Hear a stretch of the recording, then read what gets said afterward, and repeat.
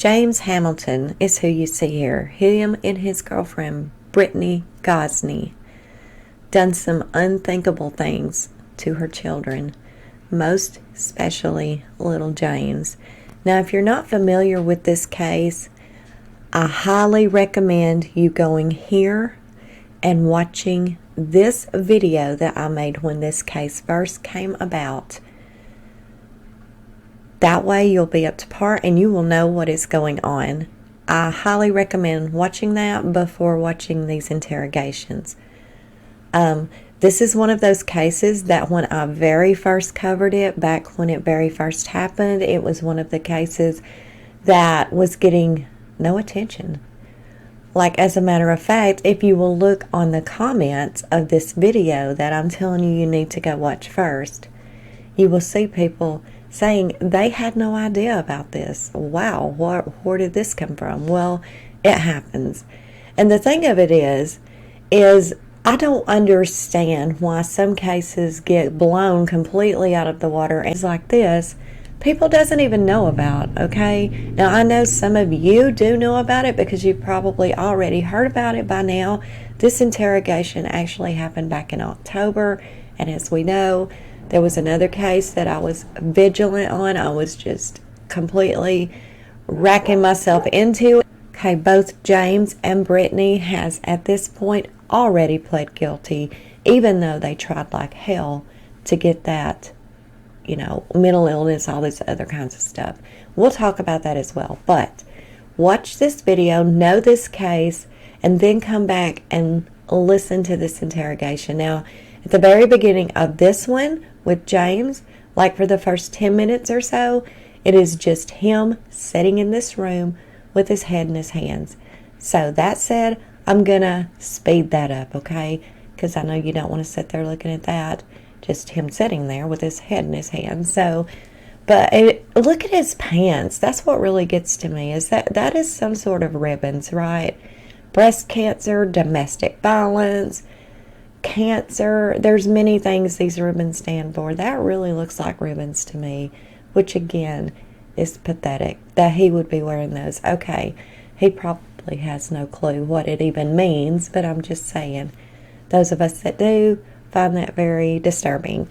Okay, let's get into this interrogation, and I will, like I say, I will be speeding up the very beginning of it and any times that he's just kind of sitting there fretting.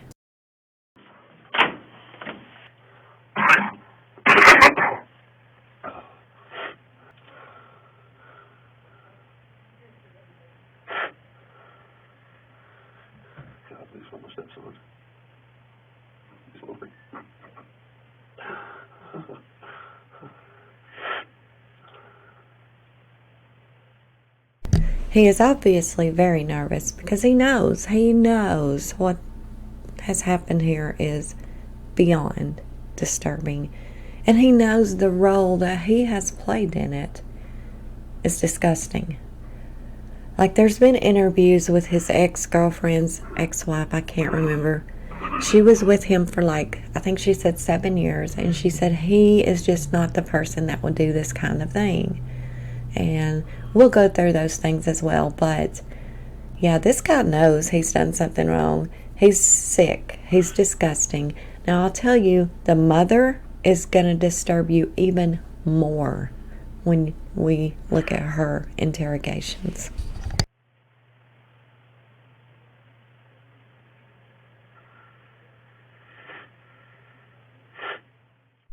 And they do this kind of thing purposely, right? They do it purposely. So they're actually watching him right now. They are watching him. They do this so they will have time to spew and think and get heated about what they're going to say and how they're going to act. So yes, they're definitely watching him and leaving him in this room for this extended amount of time alone by himself, only hearing the clock tick, will drive somebody to insanity, okay? They do this purposely.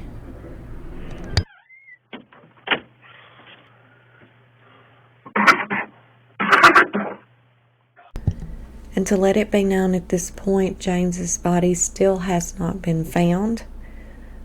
Now, the interrogators did tell the mother during her interview that they did know where he was and they had found his body. They just couldn't get to it. That was not true. So you have to realize that it is completely okay for police officers, investigators, detectives. They are allowed to actually lie to people during their interrogations to try to get the truth out of them. So it is completely legal for them to lie and kind of manipulate them into giving a confession, or telling the truth or talking more. It's completely legal, happens every day. They did tell the mother that yes, they knew where he was and they just couldn't get to him. The water was really cold, but they did see him with the underground equipment they use. That is not true. They have not found James's body to date.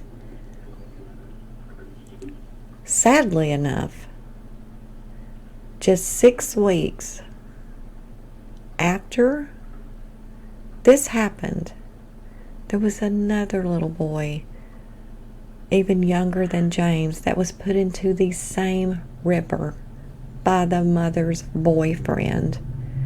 His name was Nilo. I also covered that as well. If you haven't seen that video, it is right here.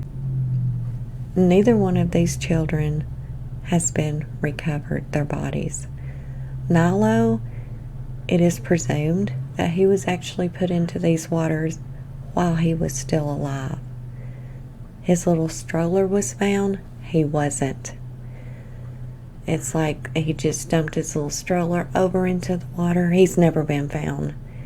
His mother stayed under the boyfriend's bed for I can't remember how long while he waited on eBay to deliver a body bag that he had ordered.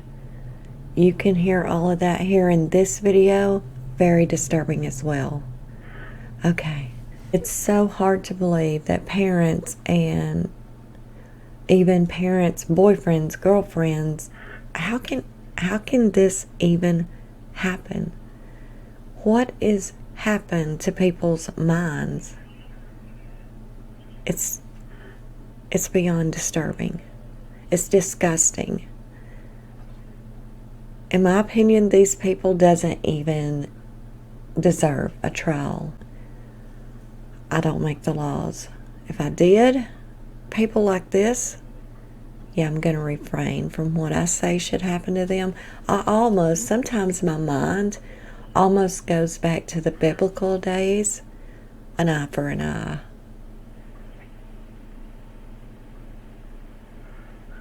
Okay, they should be coming in here real soon.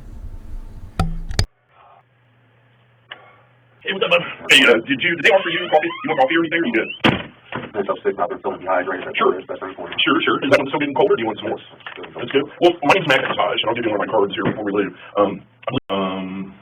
Basically, we're all, I'm sure, including you, we're here for the same reason, trying to get some idea, some clue, some even remote idea as to what happened with James is his name, right? So like I said, pretty much my standard thing, you don't have to talk to me if you don't want to. Same goal. Same reason. And, you're free to leave whenever you want, but whatever. But again, we have got to find this whole fellow. Oh, yeah. We have got to. That's the help one. So, let me start off, good. I'm glad to hear that, I really am. Only thing I want. Well, good. Well, let me start off by getting some information from you. Spell your first name for me. James. And your middle name. You gotta have the full name. I don't like using my full name. It's just for our records stuff. Russell. Okay. Hamilton. Hamilton. You don't like Russell? No. Okay, good enough. How old are you, Mr. Hamilton? 43. And what's your birthday? 12/21/78. And what's your social?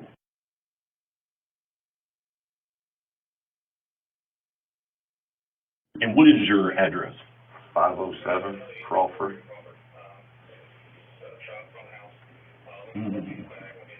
Street, Middletown, Ohio. Okay, hold on just a quick second, all right?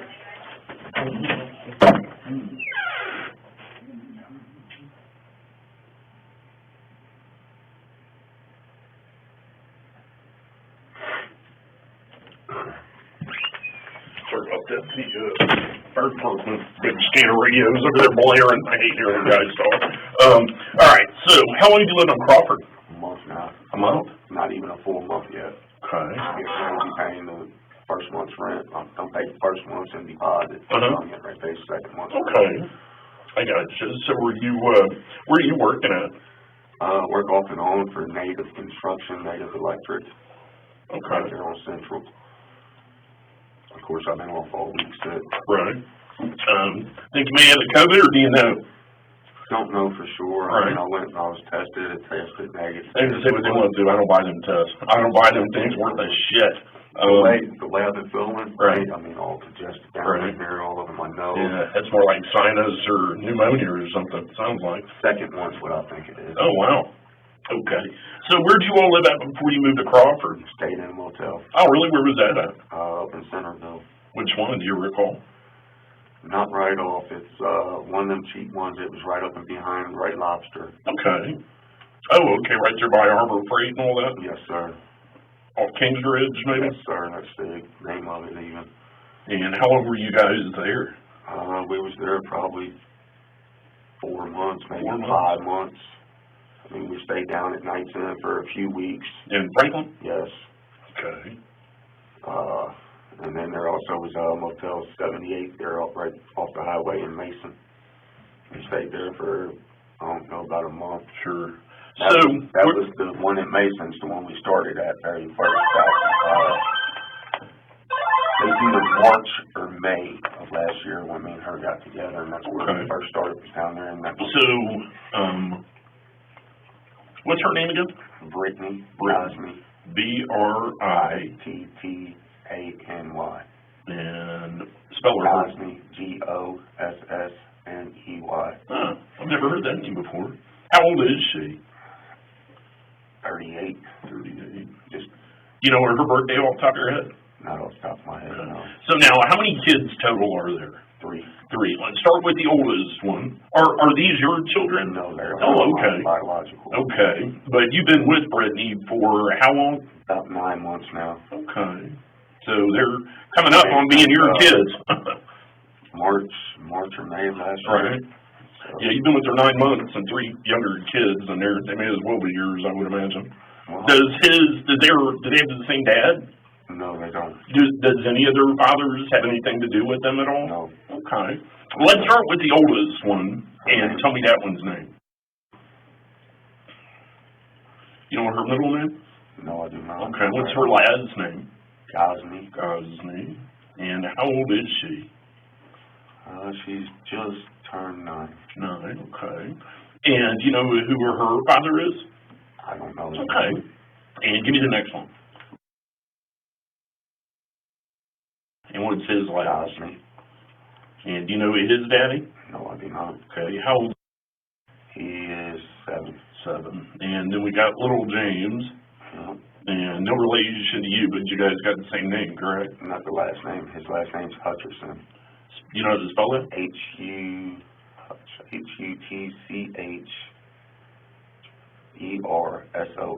Hutcherson. How old is he again? 6. And do you know who his father is? Not right off. Okay, very good. All the birth certificates say it's all known for the father. Oh, okay. So are either of them by the same guy, by the same dad, or do you know? Not that I'm aware of, no. Okay. So, I'm sure we'll kind of bounce back and forth, but just kind of take me, let's start yesterday afternoon at about noon. Yesterday at about 12 o'clock. Where was everybody at noon? Home watching TV. So all 3 of the kids, you and Brittany, were at home watching television. Yes, sir. Now, with that being said, I never made it in your house, so I may ask you a bunch of dumb questions, just like where things were. So where is the television? When you first walk through the front door of the living room. Kind of in the living room. So just from looking through, do you guys have furniture yet and all that? We don't have beds and that for the kids and that. We got a mattress me and her sleeps on the floor. Do you have like couches in the living room? Couch, got entertainment stand, got TV. So you guys are all in the living room, let's call it, watching. They have their own rooms upstairs for them to sleep. Okay. So do they have TVs up there? Not yet, no. Okay. So yesterday at noon, you guys are all in the living room watching TV. What were you guys watching? Do you remember? Kids cartoons. Okay. I don't really pay attention. Sure, I gotcha. I actually sit back like this, sitting there watching my cameras, make sure nobody comes messing with me. Right. So you've got surveillance cameras? Yes. Are they live or do they record anywhere? They don't record nowhere. I need a hard drive for them. Oh, I gotcha. So you just got. So do you have a separate monitor for the cameras? Where is that at? Hanging right above the TV. Oh, okay. I gotcha. You guys have got, what, 3 cars? Yes. Okay. Have you had problems with people bothering your ship before? When I first moved up there, I had an ATV stolen off of me. I made a police report. Right. Where were you living at then? Over on Woodside. Okay. So, yesterday about noon, you guys were all watching TV, watch cartoons, you're mainly paying attention to the surveillance cameras. So let's move forward to about, let's say, 2 o'clock. Probably around 2 o'clock when I dozed off, took in a nap. But all the kids, Brittany and you were all right there? Yes. Okay. What time did you guys eat dinner? It was around 6:30, 7 o'clock. Did you guys go get something, or did Brittany or you make something? Brittany cooked. What did she make? She made pizza rolls for the kids, and me and her just snacked on stuff. Okay. I mean, I ain't really having an appetite being sick. Oh, I believe it. So that's about 6:30, you just said. So you guys, but everybody is still right around the living room. Yes.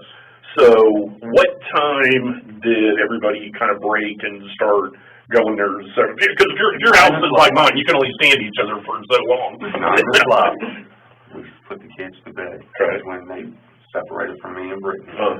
And then about 10:30, me and Brittany went to bed. Okay. So are all of your bedrooms upstairs? No, sir. Me and Brittany, we took the front, I guess they would consider the dining room. Sure. Instead of making it a dining room. Oh, yeah. I figure I'll just get a small kitchen table. Yeah. Give the kids each one their own bedroom. Right. Yeah. So all the kids are upstairs in their own room? Yes. So you said they don't have beds, but they were on bed rolls. Yes. Like, they're kids, they don't care. So, I do. I mean, as soon as I get my income tax, I'm going to be... Well, and you've got a plan. I mean, and that's great. I mean, but I'm just saying the kids, I know my kids, they'd rather sleep on the floor, the couch, or whatever they were. I'd fall asleep just about anywhere when I was a kid. Sure. So, tell me one more time, 9 o'clock, you said 9:30. 9 o'clock, the kids goes to bed. Okay. 10:30, me and Brittany finally fell asleep. Right. We went in our room and lay down. And you guys have a TV in there, or you just... I got a little small one right now. I only got one TV, so I got you. Sure. And I mean, for the kids, small one. I figured it wasn't fair for me to put it up there in one room. Right. And they'd all be fighting, wouldn't it? Exactly. So this is about 10:30, you guys go to bed. 10:30, you go to bed. And did you go right to sleep, or did you guys stay up and talk, or read a book, or fool around, or? Well, she's on medication. It knocks her out. Okay, so she goes to sleep pretty quick after she takes her medicine. Right. What kind of meds does she take? I'm not too for sure. She got anxiety. Oh, okay. Yeah. Okay. Yeah, I know a lot of that will make you drowsy. Yeah. So 10:30, I'm assuming she takes her meds then before she goes to bed. About 9:30, quarter till 10. Okay. Right before we went to bed. Sure. And we went so you go to bed, so you all go to bed about, 9:30 kids. No, 9 o'clock kids. No, 9 o'clock, I keep saying that. Kids, and then. It was 10:30, me and her went to bed. 10 to 10:30, you went to bed. I don't have a clock, I mean. Sure. There's no clocks in there, nothing. Right, and it's a guess. The ex-wife that I'm getting ready to file a divorce and all that with, she 90% of my stuff. I mean, she. Okay, I got you. I got you. Hardly nothing. Right. Well, she made the comment she was going to make me pay. And that was the only way she'd make me pay. What's she claiming to make you pay for? I have no idea. Right. Even her. Sure. What's her name? Priscilla Farley. Okay. Is she local or is she somewhere else? She's still living there on 1229 Woodside. Oh, wow. First moved in Okay. there. How long were you guys together? 17 years. Oh, wow. I got a stepkid by her that I raised at Right. 18 years old. Right. That was 6 months old when Wow. we first got together. So again, it may as well be yours. She is. Well, good. Well, good. So after the kids go to bed, then you and Brittany go to bed about 10:30. Brittany goes to bed pretty quick, like. Yeah. And how long did it take you to go to bed, or you just slowly? Normally we turn the TV off, she'll lay on me, cuddle up with her, give her a kiss, tell her love you, right, sweet dreams. So about quarter till 11, probably I fell asleep all day. I mean. Okay. So, what's the next thing that you remember? I got up around quarter till 4. Okay. Went to use the restroom. Okay. I used the restroom. I went upstairs. Where is the bathroom? Is it downstairs or upstairs? Downstairs. Okay. When I got done using the bathroom, I went upstairs to check on the kids like I do just about every time I get up in the middle of the night. Sure. And I went through the rooms, noticed the boy, James, was gone. I went down. I got looking in the front door. It was locked. I looked at the back side door. It's unlocked. So both of them were locked? No, it was unlocked. Oh, unlocked. The back side door was unlocked. So does it face Roosevelt or does it face Central? The side door? It actually, I mean... If you're looking at the house, it's straight out the back to the alley? No, it is straight out the side door to 503 Crawford. Oh, okay. Okay. I gotcha. So is it standing open? Is it unlocked? No, it's just unlocked. Okay. What kind of lock does it have? Does it have like a deadbolt on it? Lower? Yes. On the knob? Just regular. Like the knob? Okay. So, is there a screen door? No. So that door was unlocked, but it wasn't open? No. And was it locked when you guys went to bed, or do you have any idea? I make sure the doors is locked every night. Okay. I mean, them kids, they're so scared somebody's going to come in there and get them. Sure. Look, I where the doors is locked. Right. So, keep telling them, me and your mom sleeps right down here in the front room, that he's going to have to get me and her before they get you. Right. Or them come in. Right. So was there a door on your and Brittany's room? Yes. Okay. And was that closed or open? Closed. It was closed. Well, there ain't an actual door for our bedroom. We got 2 curtains hanging there for our private. Right. But we got our front door that comes in off Crawford. Uh-huh. Then there's another side door that comes out that's right there in our bedroom. Right there in your bedroom. Okay. I mean, all the doors stays locked. That one that goes in our bedroom. So tell me again. What time did you notice him missing? Tell me one more time. About quarter to 4, 4 o'clock. So about 3:45 to 4 o'clock is whenever you checked in his room. Yes. And he was not there. So what did you do when you looked in the door and saw that it wasn't there? I went downstairs checking the doors because he has took off one time before. Oh. I found him right out back on the basement steps. He was about halfway down. Mm-hmm. So I went in the bedroom. I slid my boots back on. You see I'm still in my night. Sure. Slid my boots on. I grabbed my basement key. I grabbed my truck key, my car key, all of that. Went out, checked everything out there. Mm-hmm. Nowhere in sight. And that is... Go ahead. I walked about 4 or 5 blocks through there looking for him and that through the alleys and all of that. Didn't see him nowhere. I got tired of walking. I went back home, grabbed my minivan, went out looking for him about an hour and a half. Got back home. I took me my medicine that I'm supposed to be taking. What is that? I've just been buying Dayquil. Oh, okay. I got you. So, sure. And there's some nights I'll 2-3 hours and then I'll be up 2-3 hours. I'll get back up. Uh-huh. So, it just depends on it. Last night I got up one time. Right. So you've been up since 4, or did you go back to sleep? Well, I went home about 5:30, took my medicine. I was taking Thermoflu, Dayquil, and Incite. Sure. Trying to get all of it. Right. Kind of bust it up. And took some. I winded up laying there, dozing back off. In bed or on the couch? On the couch. On the couch. So, at what point did you wake up the kids or Brittany to make sure they didn't know where little James was?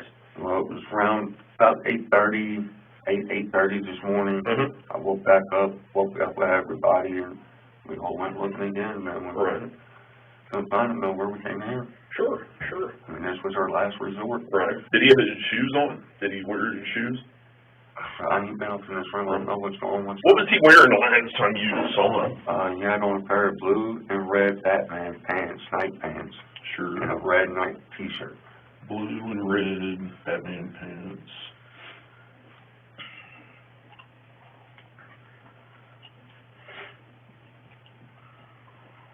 And what? A red t-shirt. And a red t-shirt. And that's what he was wearing when you saw him last? Yes. When he went upstairs to go to bed? Yes. Okay. Last time when he took off, he had his shoes on when I found him and his jacket. Does he have glasses? Yes. So does, what color of hair has he got? Brown. How long is it? About your length, maybe a little longer. Hopefully you got a big ass bald spot. No, not yet. Hopefully you don't wind up like that either. Right. Receding hairline. So, what's your gut feeling on what you think happened to little James? I don't know. I'm hoping he's somewhere there in the neighborhood hiding. Does he have any friends that he hangs out with? None I'm aware of. Does he have any of the parks that he likes to go to? Any parts. I mean, he's going to swing, anything will be on. So, any kid. I take them places, do things with them, but if they're bad, I don't reward their behavior. How do you guys normally discipline them whenever they do screw up? Make them stand in a corner. Okay. And then I try to refrain from whooping their butt or anything. Right. So worried about 2-for-1 kids with their, Right. You ever been in trouble with them before? No, sir. Well, my brother Lee called them on me one time. They came out. Was that over on Woodside? No, it was down in Cincinnati. Oh, okay. And they came out, investigated everything. He lied, said that I was burning my stepdaughter's hair. And burning her, she walked around with black eyes all the time. So they came out and investigated it all. I wasn't home at the time. Right. So I had to take off work one day. I was busy doing a side job. Right. The very next day I took off work, went downtown to where the building is. Went in, I discussed it with them, and that was the last we heard. Okay. Didn't hear nothing else. I was looking at it. What's your phone number? 513. 513. 203. 203. 40. 4090. 90. So, does Brittany have a phone? Yes. What's her number, do you know? Good luck. It's programmed in my phone. I don't know. Yeah, okay. 79914 something. I can't remember. That's all right. We'll do that. Okay. Well, like I said, I really appreciate you talking to me. And we're still trying to get to the bottom of all this. And obviously you and Brittany are our number one sources of information that's going to help us right now. So, again, you gotta go to the bathroom, you're gonna do any of that, let me know. I mean, you're not, you're free to whatever, but, we gotta find him. I'm sure you want him found as fast as we do. So I'd like to go as soon as possible before I go back out looking for him. Sure. Well, you hold tight right here, and if you need something knocking on the door, I'm gonna go check and see what, else they can come up with, and maybe I got some good news. I hope so. All right? Man, I don't know why this boy has to do this.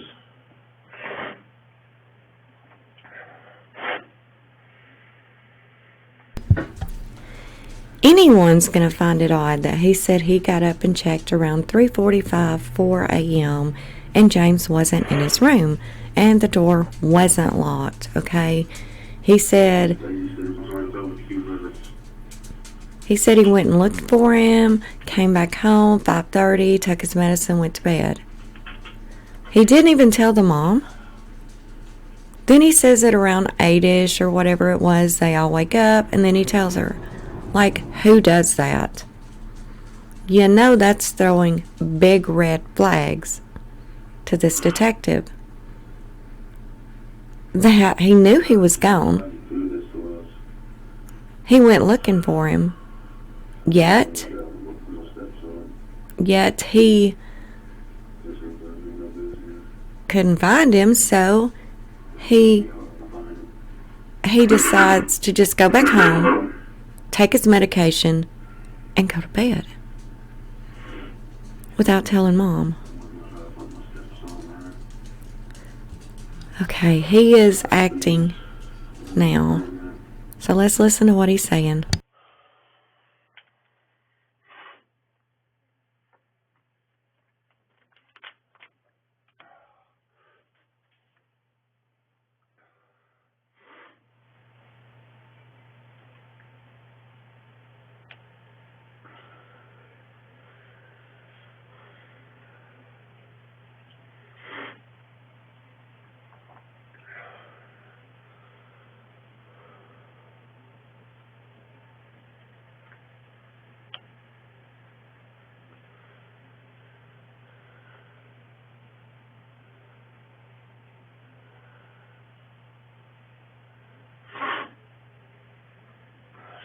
morning. I need to go do something before I fall asleep again.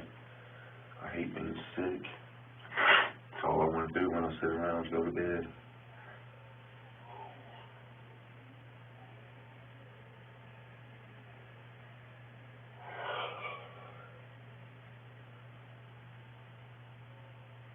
Yeah.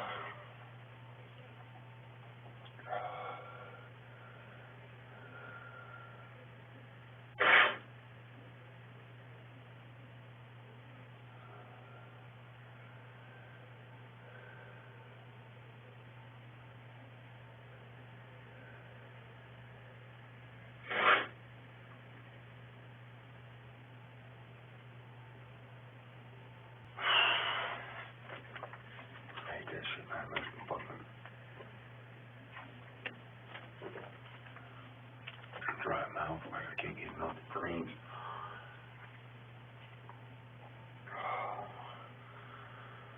I'm mad my fucking head.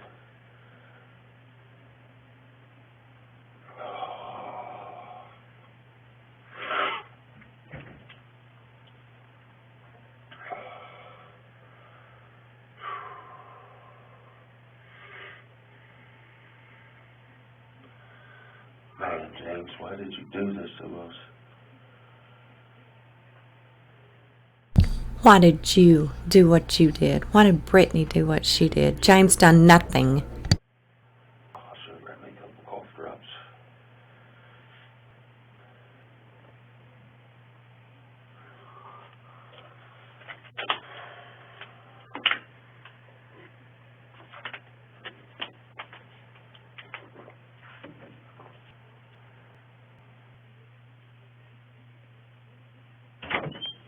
Hello.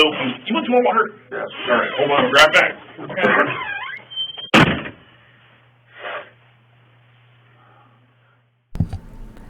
I did cut out some of it where he was just sitting there and literally doing nothing. So I did cut some of that out because there's no reason to sit and watch him doing this for an hour. So here we go.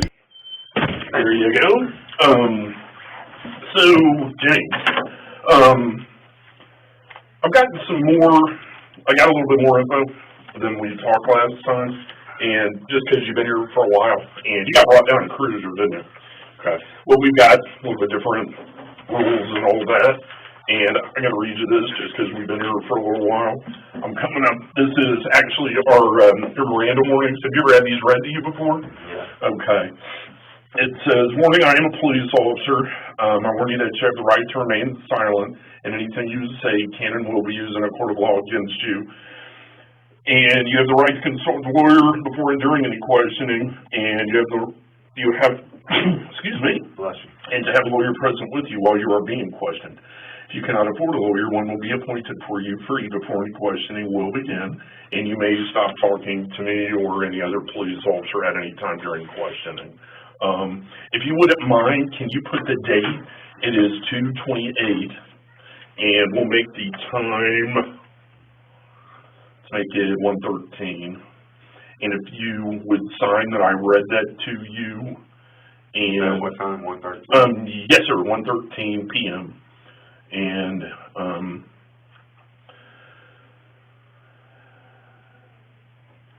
if you wouldn't mind signing that for me. And if, do you read and write okay? Can you read that top paragraph for me, if you wouldn't care?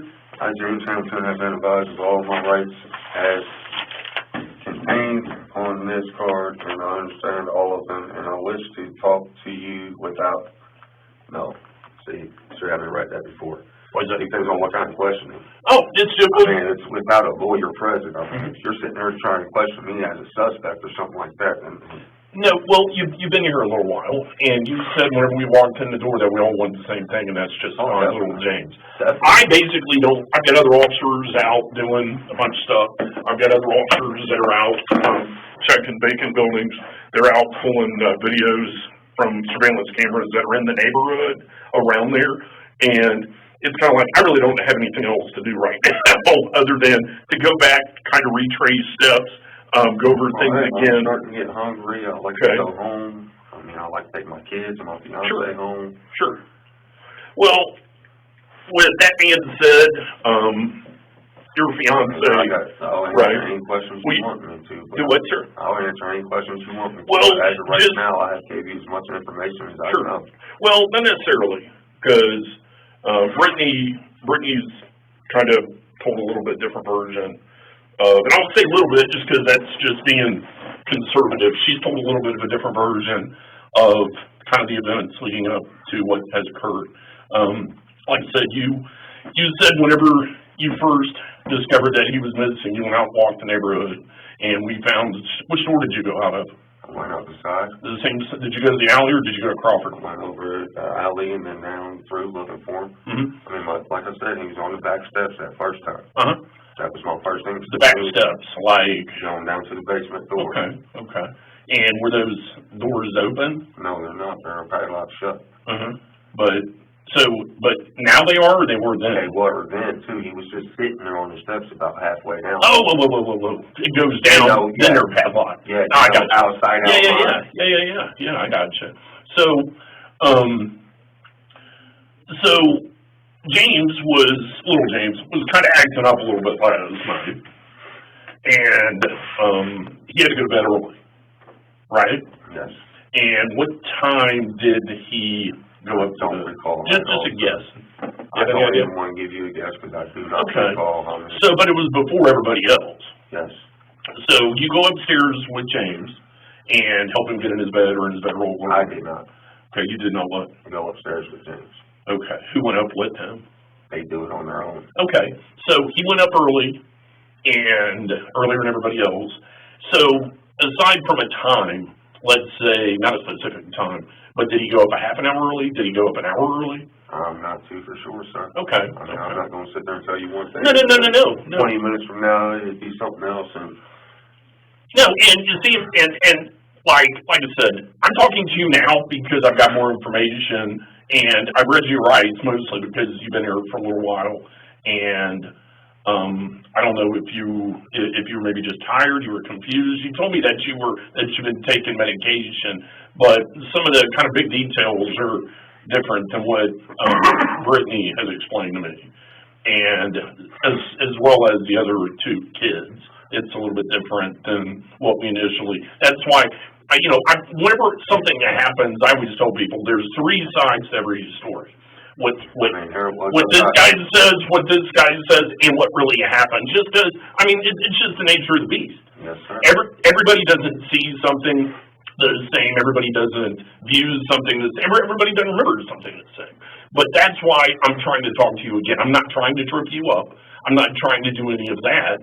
I'm just trying to make sure we didn't miss something. My main concern is finding James, sir. Sure. That's my main concern right now. Sure. I mean, that's all I got on my mind is where's my stepson, Then help me help you guys find James. That's why we're here. I gave you all the information I know. Okay. So at some point during the morning, Brittany goes upstairs and picks James up and brings him down the stairs. Do you remember that? No, sir. Okay. Because she's claiming you were awake and you were there when she carried him, brought him back downstairs. Is she incorrect there, or is she making that up, or could that have happened? And it could have. I may not remember. I mean, like I said, I'd sit there and I'd doze off. Sure. I was just sitting right there going to sleep. Sure. I mean, So do you remember sometime after all the kids went upstairs and they were asleep or went to bed, because God knows they may lay there for an hour, but sometime after that, Brittany goes upstairs and gets little James and carries him back down the stairs. Not that I recall, sir. Not that you recall? Okay. Because Brittany's saying that you were awake when she brought him back downstairs and you guys talked briefly. I mean, I might have. I do not recall, sir. I mean, okay. When I'm half asleep in that, Sure.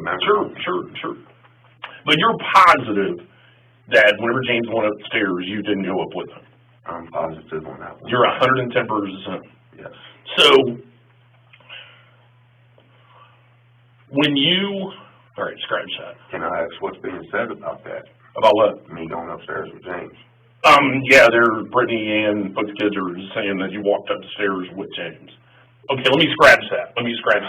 They're both saying you guys walked upstairs together. Now, whether you were walking up to do something else, because the bathroom's downstairs, right? Yes. Whether you were walking up to make sure the windows were closed, whether you were walking up just to make a sweep, make sure all the lights are out.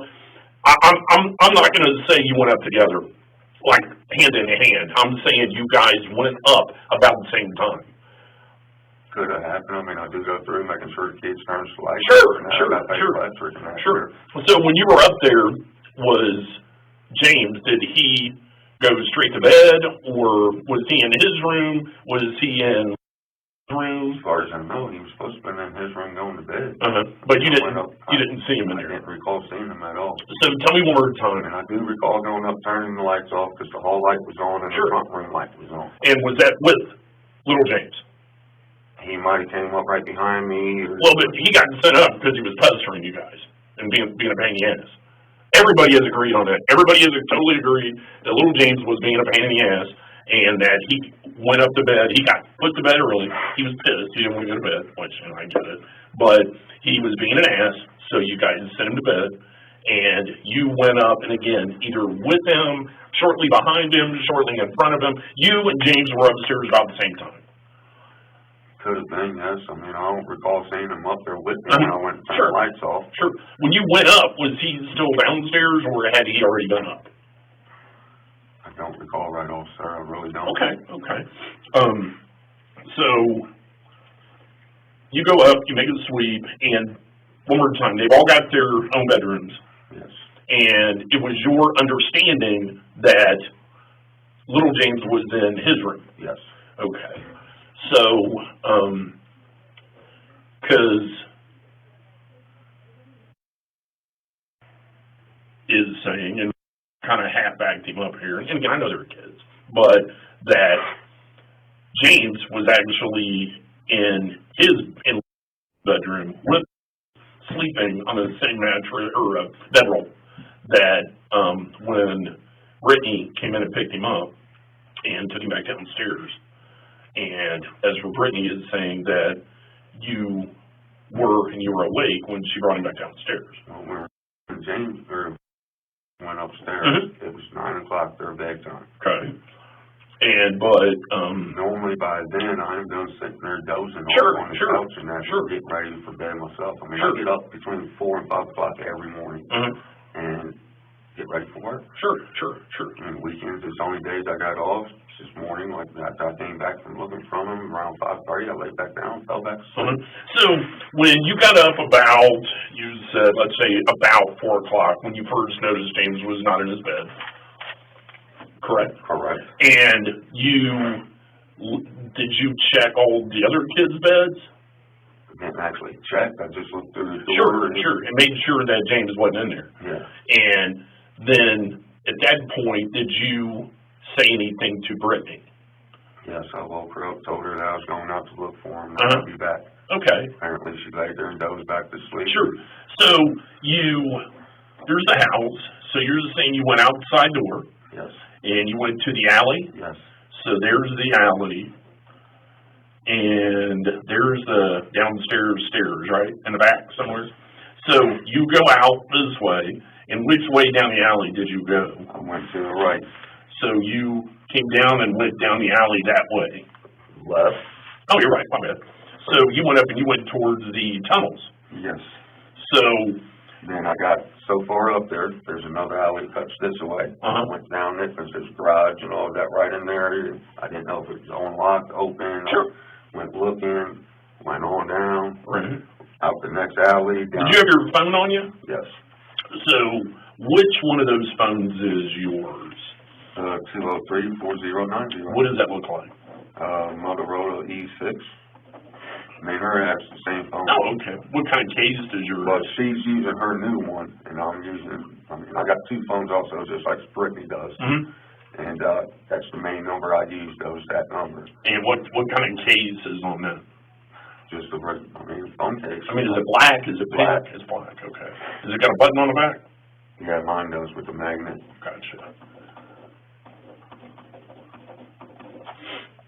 And Brittany, her phone is an E6, right? Well, she's using her, I don't even remember what kind it is. The one she mainly uses is her new one. Okay. Okay, cool. An LG something, Right. I don't remember right off. So you went out, you go down, and you would hit that street. That's going to be Sherman. Mm-mm. The next one. Sherman's on the other side.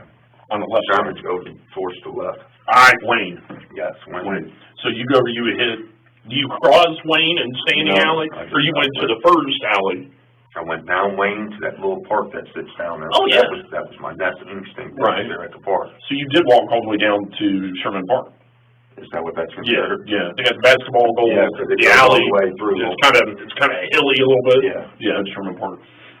So you walked to Sherman Park, and did you walk through the park, or did you look around and just go straight back? Walked through the park, looking around, went back up Sherman, walked through a couple alleys over that way, and then I came back to the house, got in the van, went looking for him. Okay. And so did you have your phone on you the whole time? Yes, but I don't keep my location on. Oh, okay. Why don't you keep it on? Just don't like to. Okay. Do you got? Battery dead. Do you have a Google account? Yes. What is it? You know what it is off the top of your head? All lowercase letters, JAWS. JAWS 937 937 @gmail.com. Okay. And that is attached to that phone. Yes. Very good, very good. Because that still works even though your location ain't on. That way I can just say, yeah, you did go out and walk around and look for him and all that stuff. No big deal. So you were out looking for how long were you on foot? Looking for him?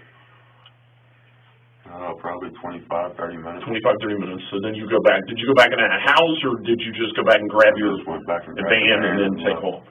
Okay. So where all did you drive then? I don't really know all the names of the Sure, streets. but just right around the neighborhood? I made it all the way from Braille over to almost Titus, driving up and down streets. So you drove all the way out to Brill?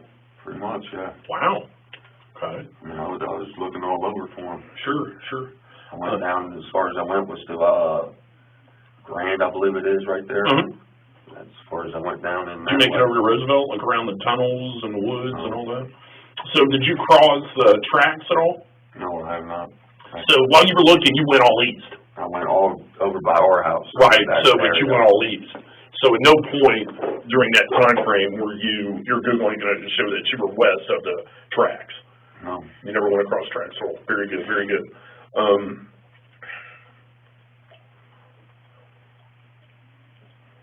Well, and with these kind of things, since I basically got nothing else to go on until I do, I'm sure you've seen enough TV and enough movies that all we can really do is focus on you guys to see if there's any info that you guys just forgot or anything of that nature. So, so you can honestly looking for my stepson. Right. I mean, literally, that's all I want. So you can honestly say that no way do you remember Brittany coming down with little James at some point. No.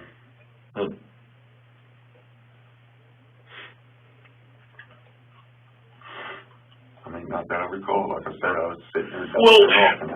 Right. Well, James, here's kind of where we are, like, just totally being completely and totally honest with you.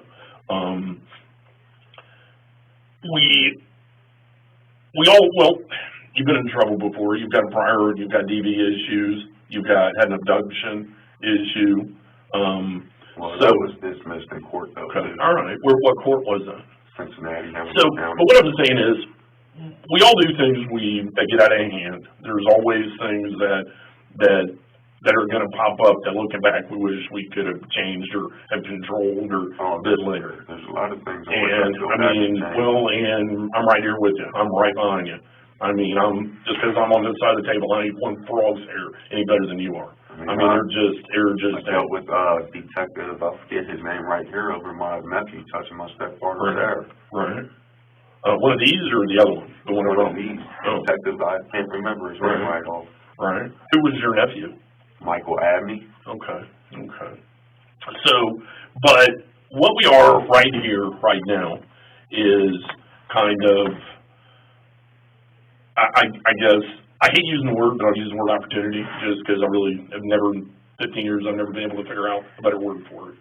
But it's kind of an opportunity for people that I talk to, if there's more to the story, if there's more information, if there's details. Leave me your card, I'll call you If if there's there's anything at anything all. else. Right.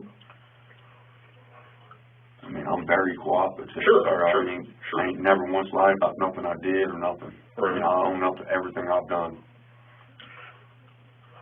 So would you take a polygraph test? Yes, sir. Okay.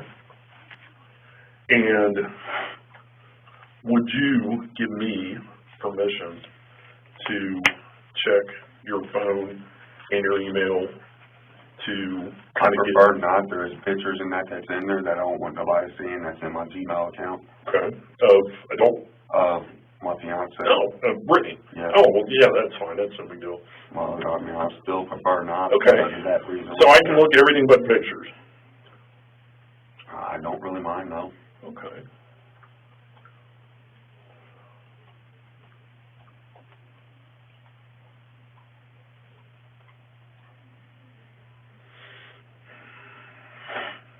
All right, hold tight.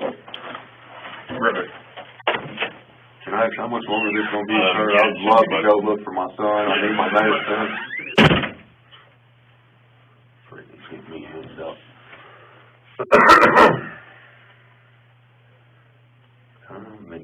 McKintosh.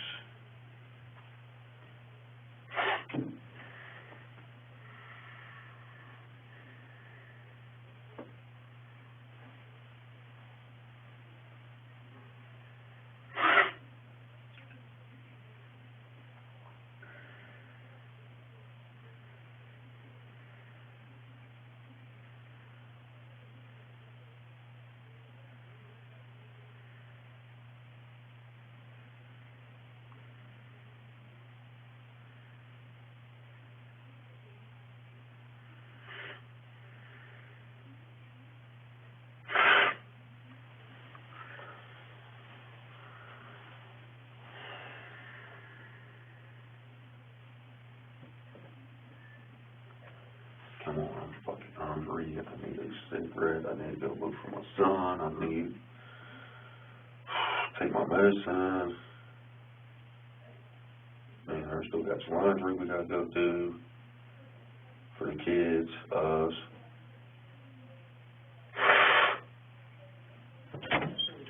You alright? Do you try to open the door? No, man, I'm good. Okay, alright.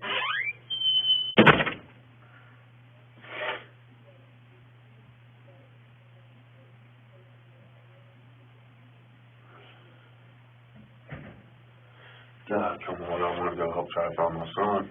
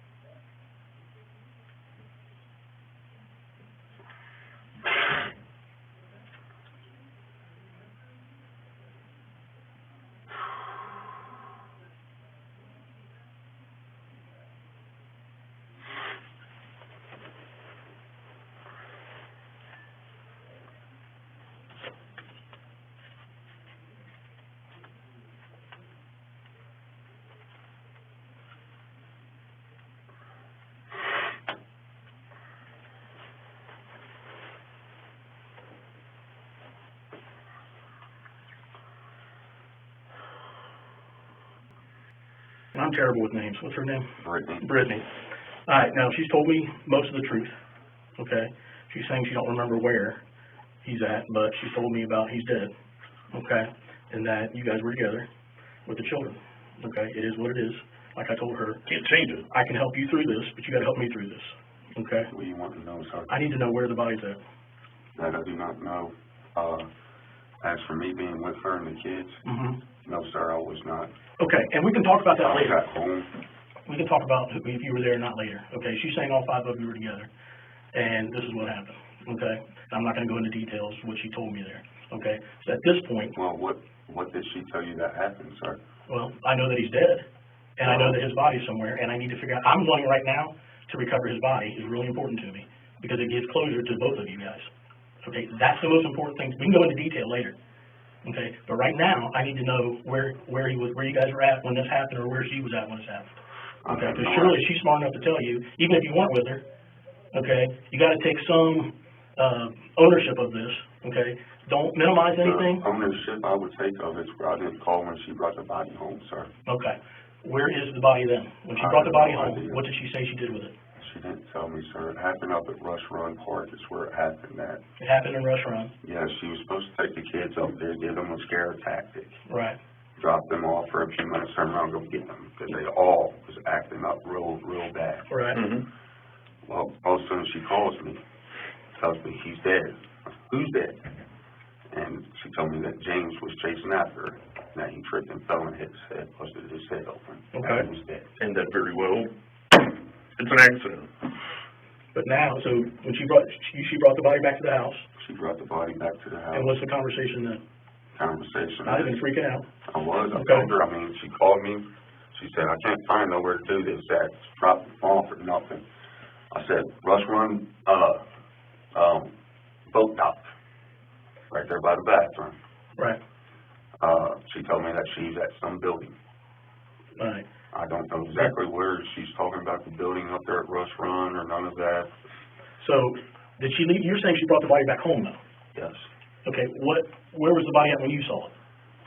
Upstairs in his bedroom. In his bedroom. What time? When was all this? A couple days Uh, ago? Yesterday, today? Friday night. It was Friday night, so we're into Sunday now. We were Sunday morning. And how did you guys come up with the idea of, well, we're gonna have to report him missing at some point, correct? Yes. Okay. That was her idea, sir. Okay. So, you guys are up, or she's up at Rush Run, she brings the body home. Does she go back up to Rush Run? No, she does not. Not Okay, this is gonna help you tremendously. If I can find this and you weren't there, then if you can help me find the body, then that's gonna be huge for you. Right now, you're trying to do the right thing and help out your fiance. You're protective of her already. We've established that because you were talking about having dirty pigs over, and you go, that's what a man does. The man protects and helps. I'm going to call her your wife, but nobody's blaming you for you trying to help her. Yeah, I help my wife. Okay, I understand that. I understand the love that you have for her. Okay, it's not what we're talking about. We really do understand that. So she brings the body home. Is it in the bedroom? And then what happens? Even if you yourself went out totally by yourself and got rid of it, I just need to know where. If you're not, You're still helping your wife.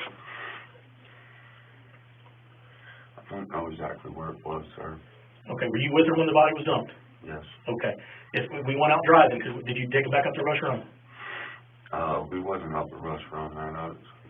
He's off a bridge. He's in the river. Okay. What bridge? Middletown Bridge? No. Cincinnati. Down in Cincinnati? Well, it's the bridge that goes from Kentucky to Indiana. Is that the 71 bridge? Is that 71? 275. Oh, okay. Right. Did you bag him up or anything? No. So he was in his clothing? Okay. How did you what time of day or night is this? This was about 3 o'clock this morning. This morning? Okay. What did you do with the other 2 kids go with you then? No, they was at home in bed asleep. All right, so both of you guys get up. We got to do something. And then take him down to Cincinnati off 71, you're thinking? 275, yeah. Okay, and just did you throw him off the bridge, or did you? Hold him off the bridge. Was it like a stream, or was it the actual river? The actual river. The Ohio River, the big one. Yes. All right, but you're doing good. I know this is hard on you. Look at me. I know this is hard on you. Now I'm going Okay. to jail just for helping her, though. Okay, we can figure all that out. Okay, listen, this ain't fair to me. It ain't fair to the little boy either. We'll figure it out. We'll I figure it out. agree with you. I told her that. I mean, when she called me and told me she's at the wrong place, I told her, fucking turn around, come home. Turn around, come home. That's the wrong place. You mean a Rush At Rush Run. When she said she wasn't at the right place, there's a building here, I can't do it there, I said, turn around, come on home. Just bring him home. All right. Okay. What was her plan then? Because he didn't accidentally fall. I don't know, sir. I mean, The story she told me, when she came home, 1 minute it was he had the handle door, and she took off, and he fell. On a car, on the van? On my van. Okay. Then the next minute it was that he was chasing after her, tripped and fell. So she told you a couple of different stories? Yes. All right. I put that on my mom's grave. Okay, okay.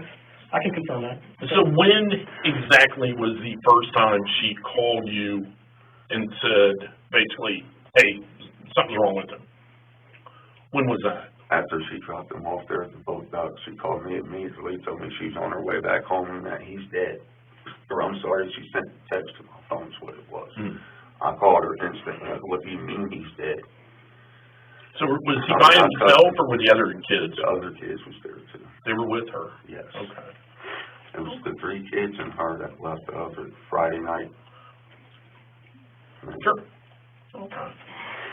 All right, bud. The only part I had for them was not calling you when she came with Sure. the body.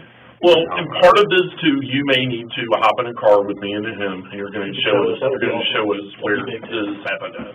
Where he went in the... Either way, we have to recover. Yeah, we're gonna have to recover. So, all right, well, just hold tight.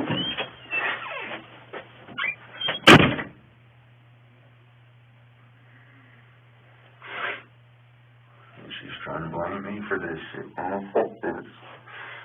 God damn what she get me involved with. I'm getting ready to spend the rest of my life in jail for nothing, man. I didn't have no part in this except for helping her.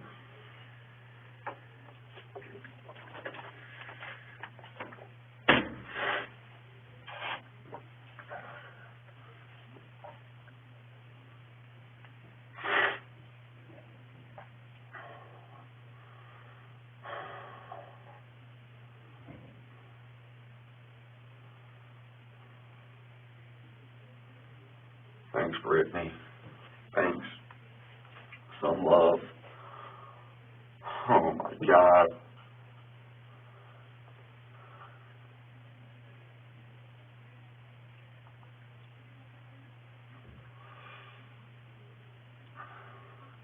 Where are you gonna work at? He's still on the bench. As you see here in this interrogation, he has been arrested. He is wearing jailhouse fatigues now. So this is part 2 of the interrogation. You get any rest last night? As well as to be expected, I reckon. Yeah. Alright. I still can't believe I'm fucking let her come in with this bullshit. Right. I really can't. Well, I feel so terrible about it. Sure. I really do. Right. So did you get with one of the COs asking to speak with us? I talked to somebody, said you asked to talk to us again. Okay. One guy, he was there and he told me that he was going to be pulling me out. Okay, very good. Since you're in here, I got a different day, I got to read these to you again. Same thing as before. I'm going to go ahead and read through it all though for you. It says, warning, I'm a police officer and warn you that you have the right to remain silent, that anything you say can and will be used in a court of law against you, that you have the right to consult with the lawyer before and during any questioning, and to have a lawyer present with you while you are being questioned. If you cannot afford a lawyer, one will be appointed for you free before any questioning will begin, and you may stop talking to me or any other officer at any time during questioning. Do you understand all these rights? Yes. Go ahead and make it 3-1. Can't believe it's March already. 3-1 of 21, and make it 07:52. Oops, I wrote that wrong to the spot. That's all right. 07:52 a.m. And then if you sign that top line and read that paragraph to me, that'd be great. I, James Hamilton, have been advised of all my rights as contained on this card, and I understand all of them, and I wish to talk to you without having a lawyer present. So, kind of where we are right now is we talked for a while yesterday, and I'm sure you were kind of jacked up and excited, which is totally understandable. And I think you were mostly honest with us yesterday. I was 100% honest with you. So, well, where we're at right now is Brittany has given a lot of information that makes sense. We've been able to corroborate some of it. There were a few things in particular that I wanted to ask you about. Right now we're at the point where we're kind of missing some pieces. You've already kind of explained a lot of your involvement, so the missing pieces are quasi-irrelevant. They're not super important, but I need these pieces just to tie everything together. Does that make sense? Yes. Entitled to use the phone and have a bond. I don't know right now. I can't give you an exact time. There's a couple. I mean, you're going to go up to court at some point today. I know just kind of due to the circumstances for cases like this that are kind of like, I guess, not that the other cases are. Can I ask, exactly what all that she said? Well, and this is kind of where this comes into play. As a general rule, what we do is I kind of like to kind of start over again, and a lot of the stuff you've told me, maybe some stuff you left out or were unsure of, or maybe at the time it didn't seem important, but now is kind of where I'd like to start from. Maybe we'll go back even a day earlier, and I'm just going to let you kind of talk me through the next 48 to whatever hours. Go back the last 9 months, which, what it has been is a big argument over that boy between me and her. Over which boy? James. He was always causing problems for us. What do you really want to know? Yeah. I mean, does he, like you say, problems? What kind of problems was he causing? Raising his hand towards his mom, right. Raising her, not wanting to do schoolwork. Sure. Just a problem child. Mm-hmm. I get it. He took after his dad. His dad didn't. Who was his dad? Louis Edward Hutchinson. Louis Edward. As far as I know. L-E-W? L-E-W-I-S. Louis, what is his name? Edward. I don't know how to spell that. I got you. Edward Hutchinson. Did she even tell you his name? I think she may have told the Hoover. It was really kind of irrelevant, but I got it anyway. So let's go. He was living up in Piqua, Ohio. Oh, okay. So let's start. I think the last time we talked, we started Friday at like noon. Let's go back to Thursday at noon. Okay, let me ask you this. So what days of the week do the kids go to school? Mondays and Tuesdays. Monday and Tuesdays. And what hours do they go to school? They get picked up by the bus at like 7:15, 7:30, somewhere right along in there. It might be 8 o'clock. Okay. Because there's mornings I'm not going to work. Right. And they don't get home till around 4:15. Okay. And that's on Mondays and Tuesdays. Yes. So he did all of them go to school on Monday, or I'm sorry, on Tuesday. Yes. And they all went to school on Monday. Yes. Okay. So they all go. It's the homeschooling part where he gets her the problem. Okay, because they do a homeschooling when? Wednesday and Thursday, and then Friday's supposed to be a video conference. Yeah, right. So for a homeschooling, do they use a tablet or what do they use? The school sent a computer home with each one of them. Oh, okay. Where do they keep those at in the house? Sitting right downstairs in the living room. Okay. She wouldn't allow them to take them up to the room. They done broke 2 of them, and James broke 1. Mm-hmm. No, I'm sorry, broke 2 and broke 1. Okay. So they all 3 go off the bus on Tuesday afternoon, about 4 or 5-ish, right around there. And so did anything out of the sorts with anybody, either of the kids, happen Tuesday night? So we're into Wednesdays. Did any of them get in trouble? Any of them fight with each other? Any of them fall down the stairs? Pretty much in trouble, sir. Right. They always was lying to us. Mm-hmm. Every about what?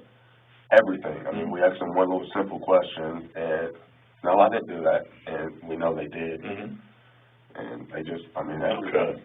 Kind of all three of them a continual behavioral problem. Yes. I gotcha. Are any of them on any type of medication, or They all, okay, 2 years ago, they lived down in Kentucky. Louis Hutchinson, Brittany Gosney, and the 3 kids all lived down in Kentucky. What part? I want to say Lewisburg. Oh, okay. I think. Okay. From what I recall. Lexington. Lexington, okay. So they all lived in Lexington. He calls her sister, Priscilla Farley, my soon-to-be ex-wife, needing a place to stay. After they investigated 2 kids, and they're scared 2 kids are going to come take their kids and all of this. And it's just 3 kids? Yes. He doesn't have any kids by anybody else? No. Okay.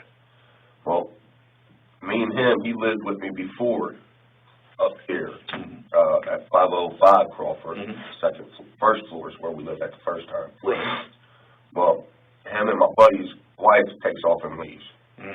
He goes down to Lexington, a bunch of stuff was supposed to happen. He called her, but 2 years ago, they called my wife wanting to come up and live with us. And that was for Priscilla? Yes. Okay. We let him come and live with us. Me and my wife was arguing and fighting and all of that a lot constantly, like I told you before. I was on the process of leaving her and that. Sure. I told her, I said, because she asked me about it, she knew I didn't really want nothing to do with her brother because how he's done us in the past. Sure. I told her, I said, I don't care, it's up to you, I'm on my way out the door. I mean, she knew I was getting ready to be leaving. Right. Well, she decided to go ahead and go down and get me. I was the only one who drove. I took off, I went down there, I picked all 3 of the kids up, Brittany and him, me and my wife, all in my pickup truck. Not enough room or nothing for all of them. Right. Me taking chance, child endangerment and all of that. Got him back up here. We lived all together at 1229 Woodside, apartment 1, first floor. We lived there probably 6 months, 7 months. There was one night I got up late at night. I was in the kitchen, standing in the window looking out. My sciatic nerve was bothering me, so I was walking through the house trying to get it to quit. All of a sudden, I go into the living room. The wife came out, went to the bathroom. She went into the daughter's room, checked on the daughter, went back over into her room. I came out, I sat on the couch. Well, when she was in the bathroom, when I came and sat on the couch. She came out of the bathroom, went in the daughter's room, on her way back through, she noticed me sitting on the couch. She accused me of being in there fucking Brittany with Eddie right there, Louis, right there with her. No, never happened. Well, that caused a big argument. We took him and dropped him back off down there in Kentucky, the same place I brought him from. Right. Me and the wife got talking about it and that. I told her, I said, it's not fair to these kids. I said, we cannot let these kids get took from them for our stupidity. So we decided to go back down and get them. We came back up. I was in the process of trying to get Brittany her license, on the wife about getting her license. Well, took them over, when I say them, I mean Louis and Brittany, over to, I can't even think of the name of the park now. It wasn't Smith Park. You cross over the railroad tracks, go up the hill, you make a left-hand turn, and it's right down in there, you make another left-hand turn. Sunset? No, it's not Sunset. It's up off 122. No. But you, Seabolt. There we go, Seabolt. I took them to Seabolt Park, let Eddie Lewis drive my truck. He drove around in there for a while, doing pretty good and that. I want to try. Okay, I let Brittany drive my truck. She was doing pretty good and all that. I had my car at the time. Well, took them over there and that the next time, let them drive it around and that. All of a sudden, the next thing I know, she just started taking it upon herself, thinking she could drive my car when she wanted to without license. This is Brittany? Yes. Right. And, man, that was so tight. But, all of a sudden, I get a phone call one day. I'm at work. Louis, I call him Eddie. That's for years, that's all we call him. Right. But Louis and her got into a real big argument. Louis took James with him, wouldn't give him to her. Well, I told her, I said, you're the mother, state of Ohio is mother, state, you got all rights. Call the police on them. Right. Well, she never did. She called his cell phone, told me what was going on. If you don't give me him, I'm gonna call the police on you. Well, finally she got him. It was in the day after work. I got off around 4:30, 4:45, somewhere right along in there. I met up with her. I took my truck and parked it at my buddy's house. We drove around in the car for a while. I asked her what she wanted to do. She was cooling off, going back to the house, or what. She said no, she did not want to go back there. Right. Well, me, kind of hard like I am, didn't want to see them kids or nothing on the street. Right, right. I went and rented a motel. And that's whenever you guys really started being together? We was in the motel room for about 3 days, 4 days. Everything's fine. Kids, no problem, no nothing. She started having feelings for me. I mean, according to my wife and her ex-old man, they all were saying that she was telling them that I was too old for her. I mean, ever since my wife told me that, I fucked her that time. Sure. I said, all you're causing is making me want to now. And she just kept it up. Well, you fucked her, you fucked her. You fucked. Well, Sure. I finally came out in the whole house. I told her, old man, told her to her face. And even my wife, I said, well, now I want to fuck her. And me and her stayed in the motel about 3 nights before me and her did anything. Nobody believes me on that. I mean, I'll take it like I believe it. I believe it. And that's how it really led to me. That's how you and Brittany got together? Yes. Okay. So, but at what point did the kids start really being an issue? Because you guys have been together, what, how long? Altogether That about? was either March or May of last year. I can't really remember. Right. So you've been together for almost a year. Almost a year. Okay. So, at what point did the kids really start being an issue? Well, I mean, 1 minute they'd be an issue, we punish them, put them in a corner. I mean, we try to mask things with these kids, make them have canned goods in their hands, tippy toes, fingertips on the walls. Nothing was working with them, nothing at all. Me and her started getting into it real hot and heavy over it. I told her, I said, I can't be putting up with this. I said, I just left this same relationship because of the same issues. Sure. I mean, my stepdaughter towards the end, she started acting up real bad towards me, telling me, oh, I hate you, I don't want you How here. old was she? 16. And that was, I'm sorry, 17. and that was Priscilla's daughter? Yes, the one I raised. The one you raised. 6 months old. So, how long into your relationship with Brittany did the kids really start becoming, let's say, borderline unbearable? About 2 months ago. About 2 months ago. Yes. And then I kept arguing with her. That's when everything really started jumping I kept off. telling her, I said, either you need to find somewhere to go with you and your disrespectful kids. Right. Or I'm leaving. Well, I guess she got tired that night when me and her got into it. She went up there, took them, kept telling me she's going to take them and drop them off. I said, I don't care what you do. Sure. If she gives her a vehicle to where she could take them to her sisters or moms, I mean, something. And next thing I know, I get that text from her. And what did the text say? On my way back, he's dead. I mean, she told me she was taking them up to Rush Run and dropping them off. Me and her done it twice before as a scare tactic. Had taken them up to Rogers Run? We dropped them off right there by the bathroom. I drive out by the exit there, turn around right back in. Right. Well, I mean, they learned something, they'd be all right for 2 or 3 days and then have to bring back up. How long would you guys normally leave them there? Just long enough to drive right out to the road, turn around right back in. So maybe 10 minutes, maybe. Not even that, I mean, 3 minutes. 3 minutes, okay. So, when she left with them, it was your understanding that she was not bringing them back. She was going to drop them off somewhere. I didn't know exactly where she was dropping them off. I mean, she said that she was taking them to Rush Run. But she told you that when she left? Yes. Okay. I thought she was just going, like I said, we did a couple other times, turn around and pick them up. Well, she called me. I'm at the wrong place. I can't find the place. So then I said, just turn your ass around, come the fuck back home. And this is text? No, this is phone call. Phone calls, okay. Because she called me saying she was at that building at the wrong place. Okay. Whereas I mean, the only place I've ever been was Rose right there at the lake. There's a couple of different areas over there. Well, there's also another place across the road where I've been, but I ain't never seen no buildings. Sure. So I had no idea where she was.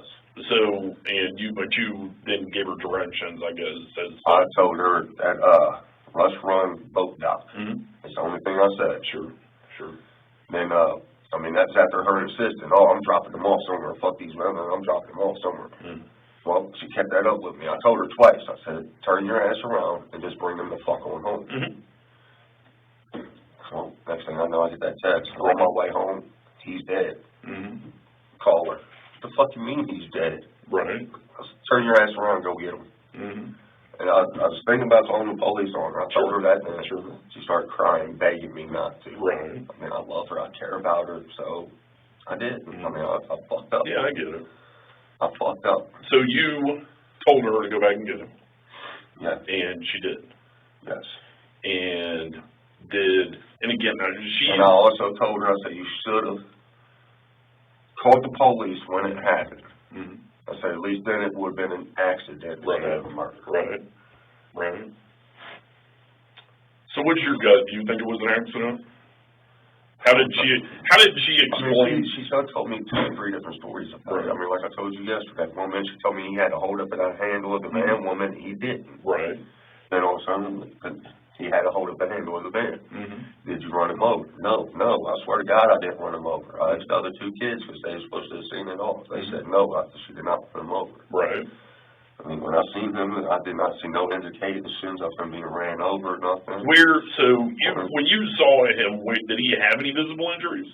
Just a big one right here on his head. Was it bleeding? Not bad, I mean. Was he bleeding anywhere else from his? No. So, she brings him back home. So how did James get moved from the car to the house? She did. Okay. So when she brought him in, where did she put him? Laid him in the living room floor right there as soon as she walked in. She took off her coat, hung it up, sat down beside him. Which coat was she wearing? That pink one. Has it got writing on it or markings or anything? No, it's pink with a bunch of fur in it. And okay. So, where were the other kids? Right there with her. So, did they walk in with her while she's carrying him? She came in first. They were still busy getting out of the van, closing the van door back. What were they doing? Were they crying? Were they freaking out? No. They say a word? Act normal. I mean, like nothing happened. So, did they go upstairs or stay down there with you guys? Stay right down there with us. I mean, they've been so bad, we ain't even been letting them sleep in their own rooms. They've all been in the corners for 3 months, 4 months. I mean, there might have been a break in between here where they got out for a little bit. And I kept telling them, it's your decision. Sure. If you lie to me, you're going to be in the corner. Right. The kid. Yes. I mean, that's what I kept on. You keep lying, you're in the corner. You keep getting in trouble, not doing what you want, instead of what you've been told, you're in the corner still. So, he's laying on the living room floor, and did he stay there until he was taken elsewhere? No, I got tired of him laying there myself. I carried him up, stuck him in the front bedroom upstairs. Okay, the front bedroom. Was that the little one? Which bedroom was that? You go straight up the steps and straight in. Okay. And what, did you lay him on a mattress or on a blanket, on a rug? I just laid him on the floor. Flat on the floor. I mean, she didn't even have enough time to see he closed the boy's eyes. I did. Right. So, at what point what did you guys discuss then? I was trying to get her to go ahead and call the police there. She didn't want to. She was worried about going to jail. She ain't never been in jail a day in her life again. I have been. Sure. Told her, if anything, I can't see you go to jail and be without your babies and that. I told her, I said, I'll step up to the plate and take the fall for everything. Right. I gotcha. So, how long was he in that residence until he was moved? 1 night. So, 24 hours? Yes. So, kind of starting there, when did you guys decide where you were going to take him? We never really did decide. All what we decided was a bridge in the river. And tell me again, which bridge exactly was that? The bridge that goes from Lawrenceburg, Indiana, into Kentucky. So you're familiar with that area, I guess? Yes, a little bit. Okay. So, what bridge did she take you on to last night to tell you it was? One kinda down that way. Kinda I down that way. mean, y'all told me she was here, there, and everywhere when y'all was investigating her and that. I mean, you short strike one. No, I'm not. That's totally why I'm here talking to you. One of the reasons is just kind of making sure, because like I told you, she told us. But as for up at Rush Run, I cannot tell you nothing about up there. Mm-hmm. I mean, like I kept telling y'all, you gotta put us all in the same room, question us all at once, I'll get the truth out. You'll know the truth. So you tell me that is for sure the bridge that you guys took him to? I don't know if she took you to, right? No, the one that you just told me about, the one by sure it Lawrenceburg. was. What road was that? 275, I believe it is. So you guys get there, and who was driving? I was. You were driving. So you guys are getting there. You guys get there. Kind of take me through a play-by-play of. Well, we're getting close up to the bridge. There's some cars coming up behind me. What time of night was this? Well, it was probably 2 o'clock, 2:30 when we left the house. On Sunday morning, yesterday morning. Okay. So I'm sorry. So you leave about 2:30. Yes. And you pretty much drive straight there? Yes. Okay. About 45 minutes, maybe an hour drive. Mm-hmm. So you get there, then what happened? You start pulling up to the bridge like you just said. Well, I got maybe about 100 yards away from the bridge. I noticed there was headlights coming up behind me.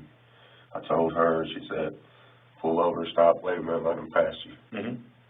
So that's what I did. Okay. Then once they passed and got so far ahead, I put it down in drive, turned my headlights back on, took off about halfway across the bridge, stopped, put it in park. She grabbed his feet, I grabbed his shoulders and threw him. Mm-hmm. So what was he wearing? Red jacket, red and black and gray jacket, tan pants. Had another little black thin jacket on underneath that red one. Mm-hmm. He have a mask on or anything, or any kind of hat or anything else? I know when she left with him, he did have a red hat on, and when he came back, I didn't see no red hat. When they left going to Rush Run? Yes, he had on black and white shoes. Mm-hmm. So did he have his glasses on when she brought him back from Rush Run? No, he did not. He did not. So you guys pull up. You guys see a car and you pull over right before the bridge, or 100 yards before the bridge. About 100 yards. Right around there. You wait, you go by. As soon as that happens, you guys pull up and you just, there's really not much room there. She jumps out. Okay. I didn't even open my driver's door. I just climbed around. She opened the side slider door, grabbed his feet, I grabbed his shoulders. So did you just crawl up through the van, or did you get out on the road and go around? No, I never got out and went around the van. Okay. I crawled back up through it. Okay, so you got out, you helped her get him out. So there's a little bit of a ledge there. Did he hit that ledge? Not that I'm aware of, sir. I mean, as soon as we let him go, I jumped right back in the van. When we got going some, she looked at me and said, I heard him hit, and kind of giggled about it even. Right. So did you see him, did he float? Did you see him floating? I don't know. I had no idea. We got straight back in the van and we took off. Tell me about the rope. Well, she and I both kept threatening to hog tie them for weeks, and I mean weeks. Well, finally she decided that let's go ahead and hog tie and see if that worked. That didn't work neither. They woke us up to 2-something in the morning, Friday morning, and that's when all of that happened. So all three of them were hog-tied? Yes, sir. Okay. And she just telling you one? No, and again, that's kind of where we are. You're worried entirely too much about what she said. Well, no, listen. I want the whole truth too. That's why you know the whole truth. You're sitting here fishing me to see what I know, and I've been fished by the best of them, and I'm not going to be a dick about it, but you ain't the best. I mean, okay, I've got a lot of info here. She wanted something to help hold him down in the water. There was a brick tied to his chest. There's a brick tied to him? Yes. What kind of brick? It's about this long, about that thick. Like a cinder block brick, or like, what kind of brick? It's Something like a center block brick. It's more like a yard walking stone brick. I mean, it's about this long, probably about this wide. Where did it come from? About that thick. Found it in the backyard. In your all's backyard? No, a backyard around the corner. Okay. So you go out the back of your yard. I never went looking for him, sir. You do what? We never went looking for him or nothing Sunday morning, like I was saying. Right. Where'd you get the brick? You go out of the back of your yard and you go to the right down the alley or to the left down the alley? To the right. So you went to the right. Did you go to the cross alley or did you go Yes, so you go to the cross alley and you make a left? Yes. So there's some bricks in that lane there, and I found that one. On the right side or the left side? On the right side, I believe, sir. I can't remember. Okay, sure. When did you go get that brick? Saturday. And you were trying to find something to hold him down. So the brick you said is tied around his chest. Yes. Is it tied tight? Kind of tight, yes, sir. So are there holes or notches or anything on the brick? There was one hole straight through the center of it. Like long ways? I mean, there's 3 little holes altogether. Sure. But the one was all the way through that was in the center. Right. So the brick, I'm going to say it looks something like that. Oh. So where are there holes? Show me where the holes are. First one like right in here, and there's another one right in here, and another one right in here. Okay. And is there one through it? No. Okay. Just So when they're sideways, like it's laying there, there's no zooming that away, it's just that away. So where on James is the brick tied? It's chest. Like across? Well, it's Or is it up and down? Long ways. Okay. Up and down. And what did you use to tie that with? Rope. What kind of rope? Like nylon rope? Like yes. Right. What's it made out of? Well, I'm not gonna ask you that because I have no idea what any of my ropes are made out of. What color is it? Red and black. Okay. And when did you guys get this rope? When did you buy this rope? Friday. So you bought it Friday. Where at? Walmart. Okay. And do you use cash or card? Cash. Okay, I'm gonna give you this. She told me you use cash because your landlord had just given you a little bit of money in front of you. I've been sick right. all week. So that's exactly what she said. See, this is how this works. I know a shitload of information about this.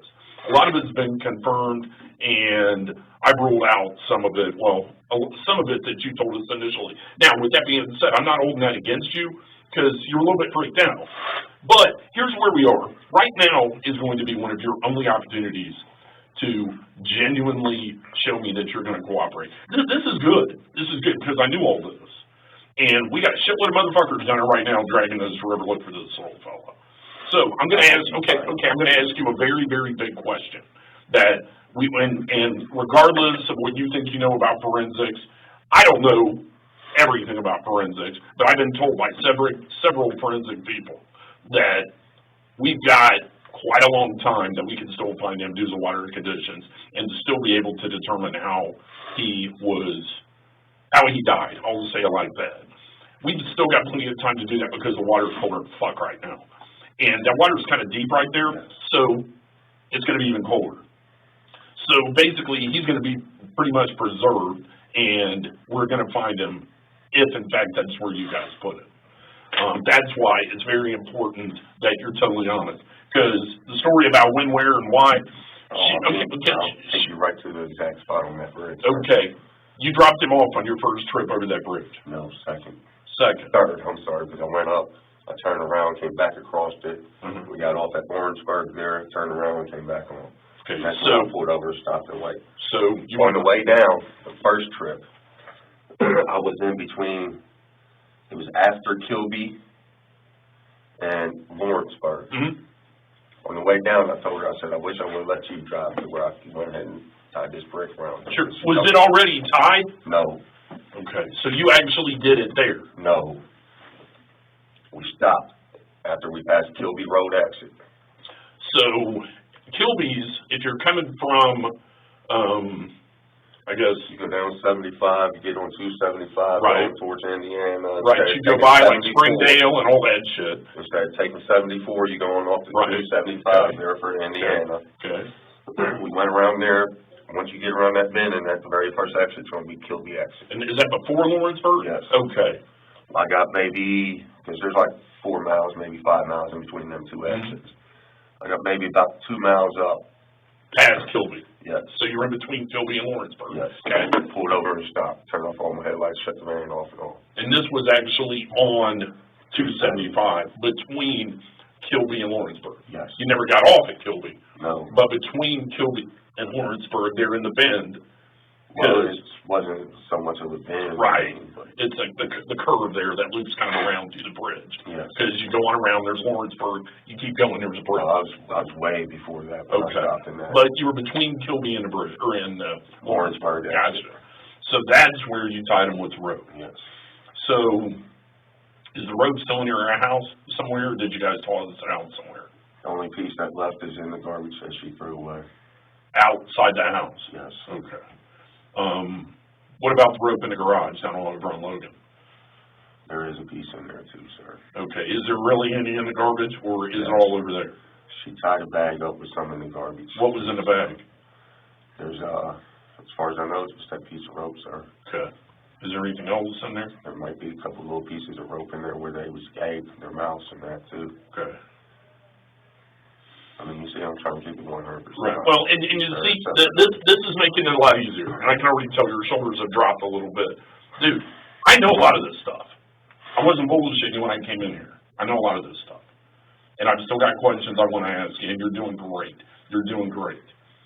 Because by you withholding little itty-bitty things, you know, you drove instead of riding the shotgun. That doesn't change any of this. You were still there with her during this.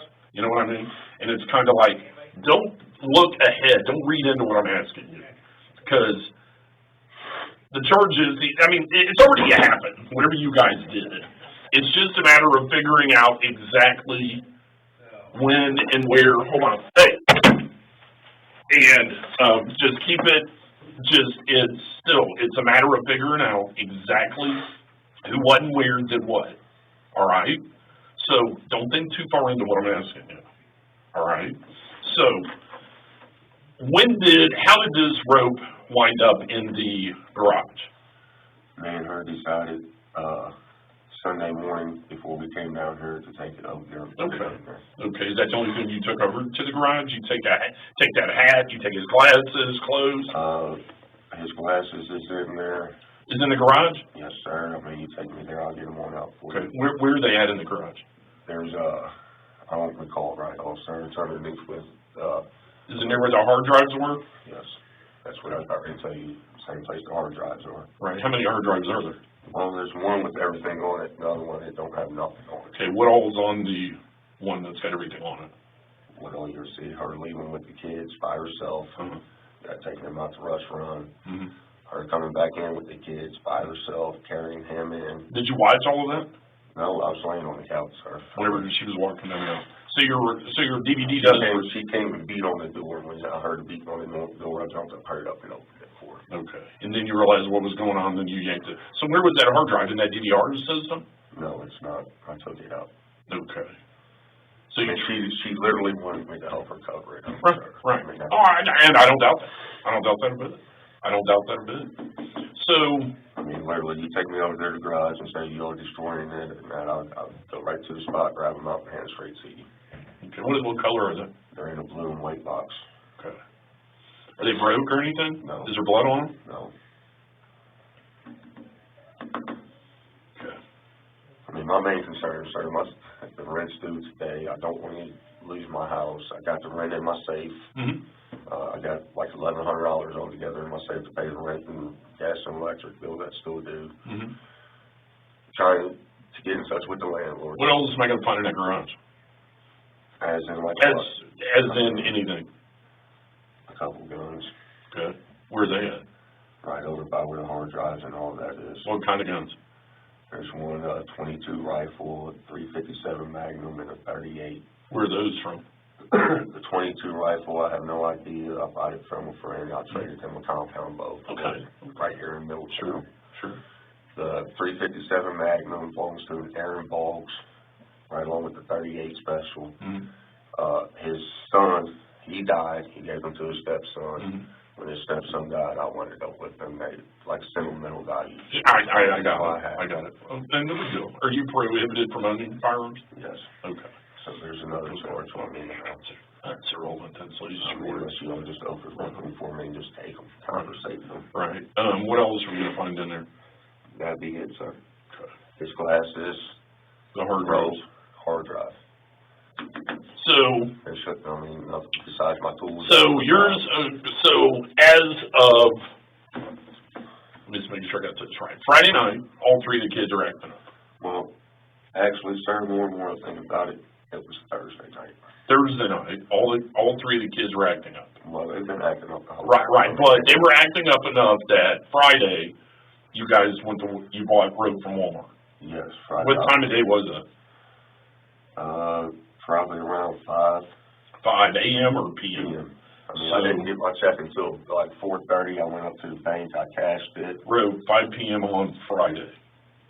And did you get that from the camping area, from hardware? I don't remember what area it was in, sir. I got you. So, but you guys went there, were all the kids with you and stuff? No, it was just me by myself, sir. So you went there Friday about 5 to go buy rope? Yes. Just. Well, that wasn't the only thing. I went up there, I got me some urban flu. Right. But you and Brittany had already been discussing hog tying them. Well, it was me and her both has been threatening it for me. Threatening to hog tie them? Yes. I got you. So from there, you get the rope on Friday, and they're still acting like animals. So at what point did you tie? It was Thursday, sir. That, all of this happened, if I really believe correctly, all of this happened Thursday night. so you bought the rope on Thursday? Yes. Okay. So Thursday or Friday, the kids were acting up. You go to Walmart about 5 p.m. and you buy the rope because you guys had been threatening to hog tie them, to make them behave, because all else has failed. I mean, I went as far as I had her call the state of Ohio and all that. They wanted her to open up a case on herself. Mm-hmm. Make her have to go through a bunch of classes and all of this with them. I mean, they're the ones that was acting up, sir. I feel like Sure, I got you. So Thursday or Friday night about 5, you go to Walmart and buy, so we'll go with Thursday. You go to Walmart and you buy rope. Well, if I ain't mistaken, sir, it was literally Thursday night. Okay, Thursday. I mean, So Thursday about 5, you go it might have been even Wednesday I bought the rope for him, because we had the rope for a while before. I laid it right there on the floor and behind him and showed him. I said, look, I'm not playing with you all anymore. So you bought the rope, you've been threatening to tie them up all the time because they're acting like little assholes. And then when did you... State wouldn't do nothing. Right, when did you guys first tie them up with the rope? Thursday. Thursday night, about what time?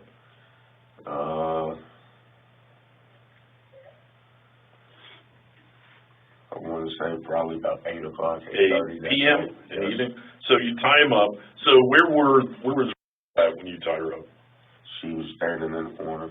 Was she on the ground? Was she laying there? How did you tie her? She made her lay on the ground, and then she went to Brittany. Oh, okay. She went to tie her up, and she said, would you please help me? I don't know how to tie nobody up. I never did. Yeah, sure, I'll help.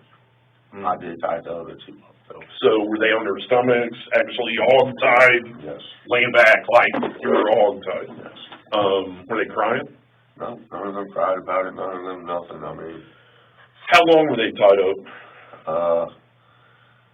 I'm sorry. So this is Thursday at about what time? About 8:30. 8:30. 8:30, somewhere along in there. 8:30. So they were tied up Thursday, 8 or 8:30. Where were they at in that house? Upstairs in the closet.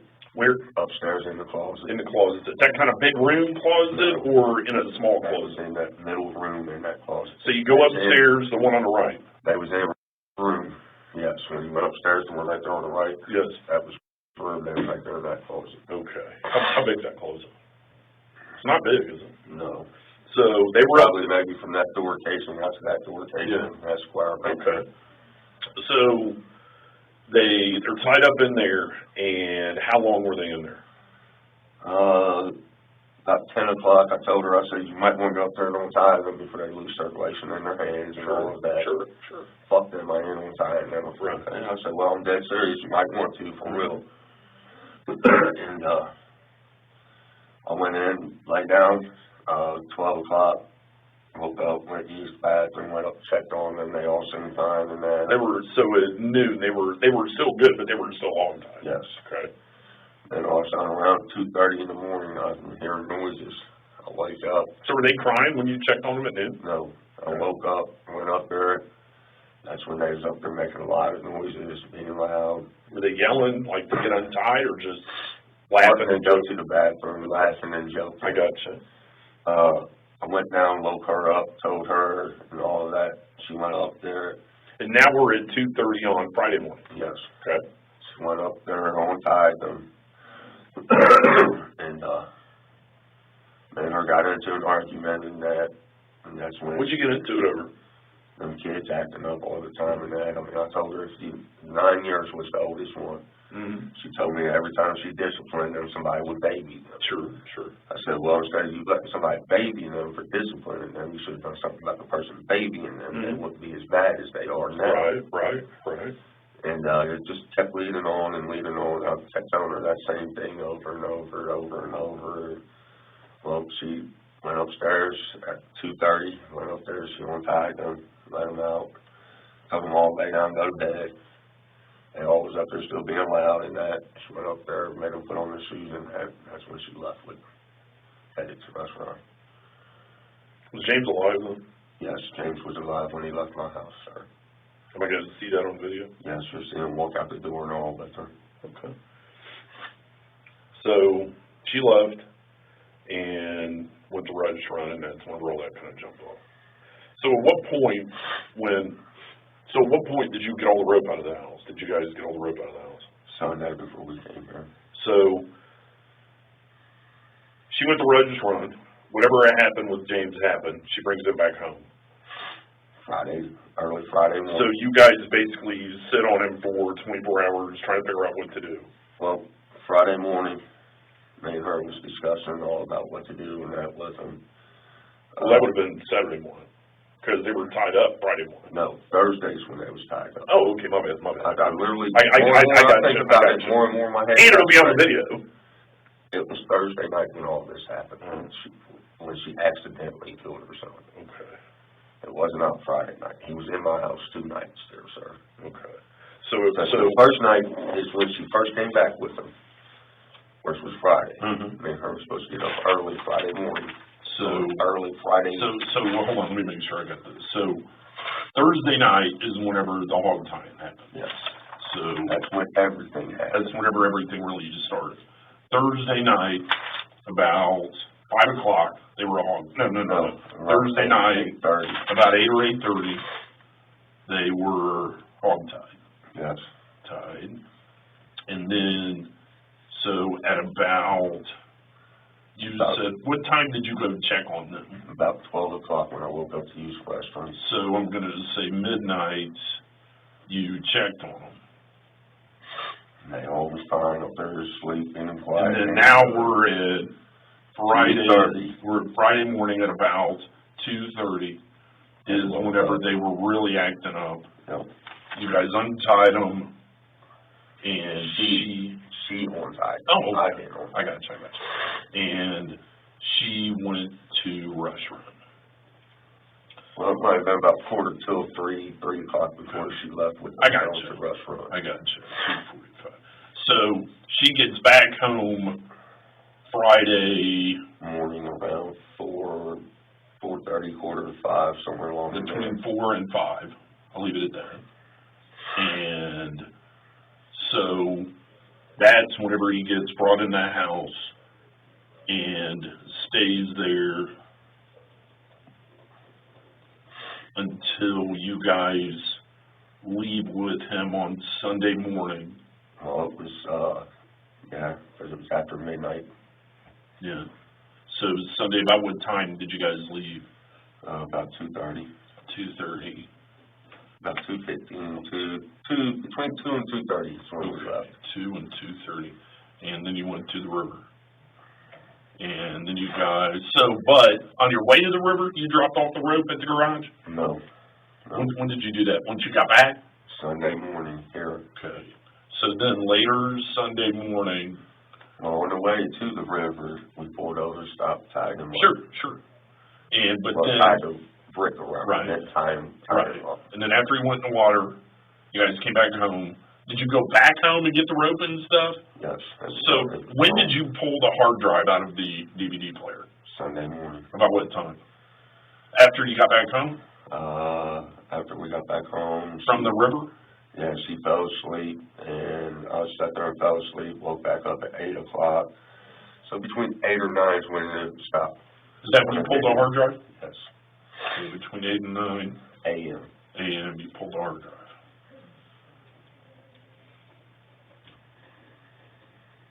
And then you guys came down to the PD Sunday at about, that was like 10:30 maybe? I believe so, yes. 10:30, okay. Well, okay. Your coffee is so good. You want some more? Yeah, let me grab you some more. And I've got to go, I've actually got to make a call about another case. I'll be right back, all right? Okay. And what did I get involved to?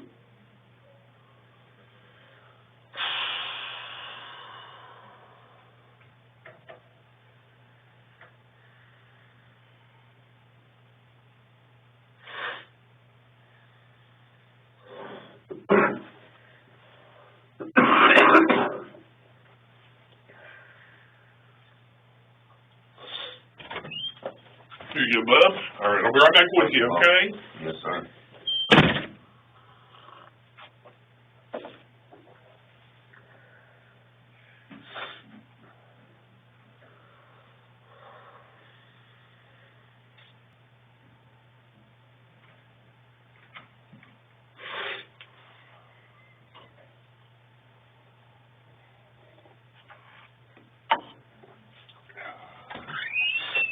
Did I bring you coffee? I could use some more. No, you got it. You got it. Whose are these? Hers. Those are Brittany's? Yes. Okay, cool. Just make sure. All right, I'll be right back.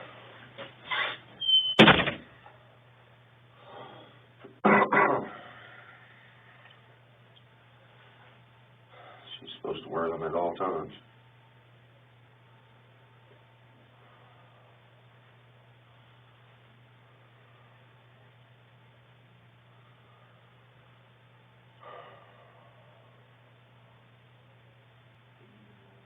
Yes. So is there a password on that to be able to play back what's on it now? The year my stepdaughter was born. What is that? 2002. 2002. That's the admin password. And do you just leave admin up there and then you just put that password in, or do you have a username? No username or nothing. It's just, Okay. you click on the playback for it, and then It'll give you the option for password. Yes. Gotcha. So is there an email attached to that? No. Okay. Is there an email registered with that at all? Because I started to do playback last night at your house, and it asks me for the phone number and for the email. Mine might be, I don't remember. You don't remember? What is your phone number? Tell me again. 513 513 203 203 4090 4090. And or what? all lowercase letters For the email. Oh, okay, go ahead. All lowercase letters. Okay.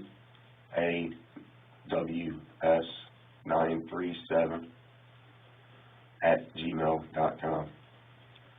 Is that the email that's registered on that phone? Yes. So, That's the only email I got. you're right. I think I asked you again. Is that phone locked? Does it have a pattern or No, a it's combination swipe. lock or anything? Just swipe. Swipe. Okay. Does Brittany's phone have a lock on it? Should not, that I know of, but she might have put one on it. I have no idea. Right. Do you have a secret box or anything like that on your phone? No. Okay.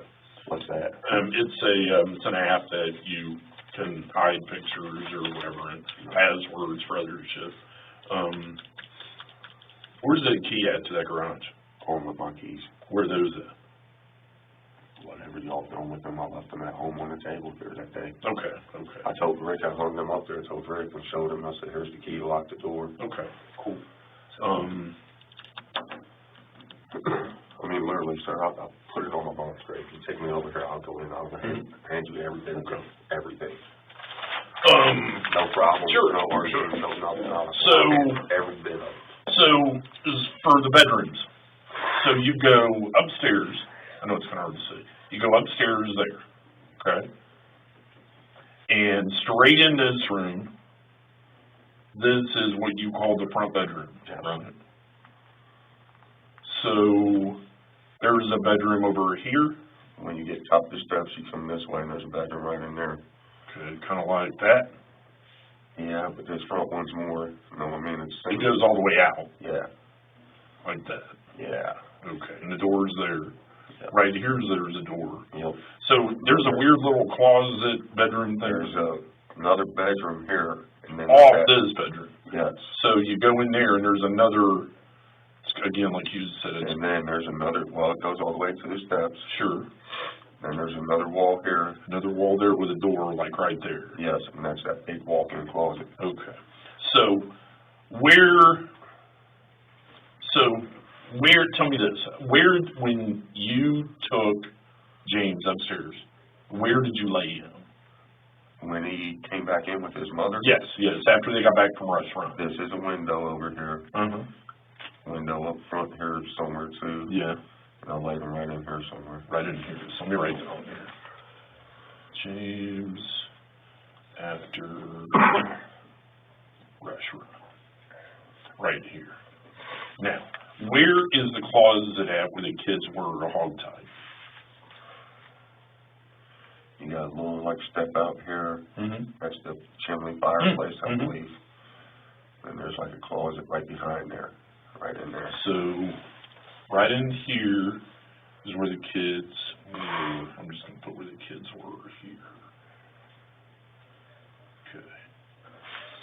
So, in that garage, over on, is it Logan? Yes. So in the garage, we're going to do it like that. It's kind of split in the middle. No, No, it's wide open. it's wide open. Okay, let's take that out. Start over again. So, There is two garage doors, one there, and then there's a man door right there. Where are always the glasses? You go through the main through door. the main door. Over on this garage door, there's a C-clamp Mm-hmm. that's holding that door shut also Okay. with a lock. Yeah. You go in, right over here in this corner, there's a like 5-gallon bucket. That's all over there. Okay, that's got the rope, the hard drives, and the glasses. Yep. And Where are the guns at? the gun, there's a rifle's right across there, and then there's my camera security system that's still on. Mm-hmm. The rest of them's in that box. Are there any hard drives in there, any base units, or just cameras? What do you mean by base unit? The DVR that all the cameras plugged into. I'm not understanding, sir. You got cameras. There's wires that go into the box, the control box. That's you're saying there's the rest of the security system. Is it just extra cameras? Or No, it was my empty box from. the empty box from all this stuff. Yeah, from all the okay. cameras and the wires Right. and all of that already. And that's where all the two pistols is there. Okay, I got you. So literally, once again, I'll hand you everything. Okay, cool. But everything's right there. Okay. I mean, I'm willing to cooperate. Oh, yeah, and like I said, I greatly appreciate it. I'm trying to think if there's anything else I really need right now.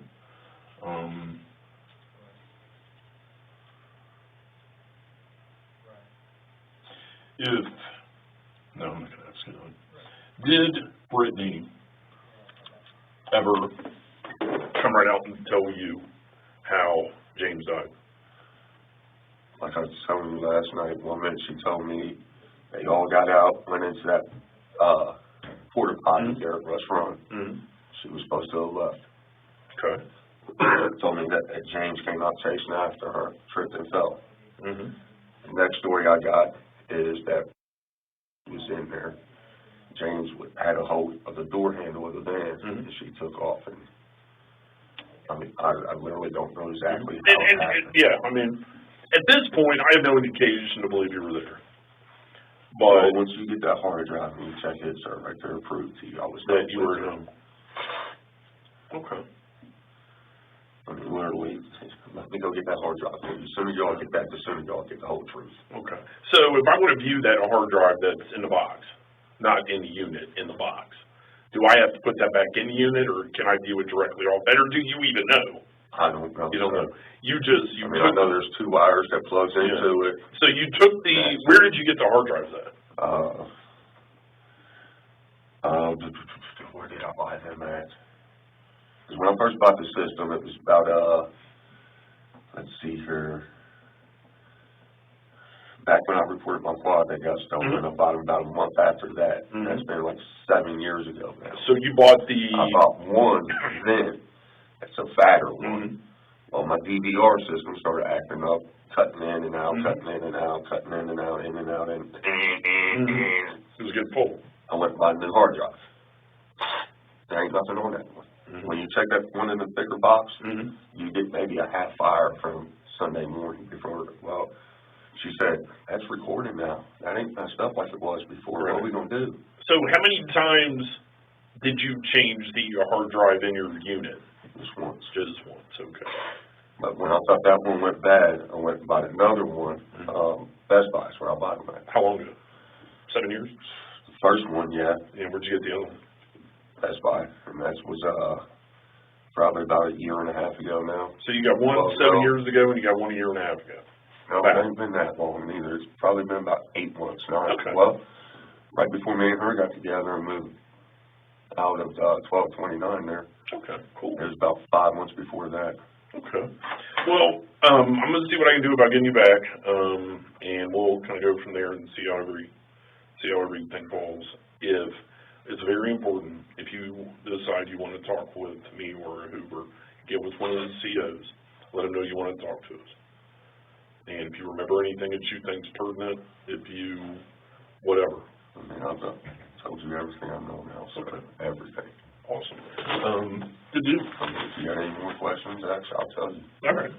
Well, hang tight, and I'll be right back, sir.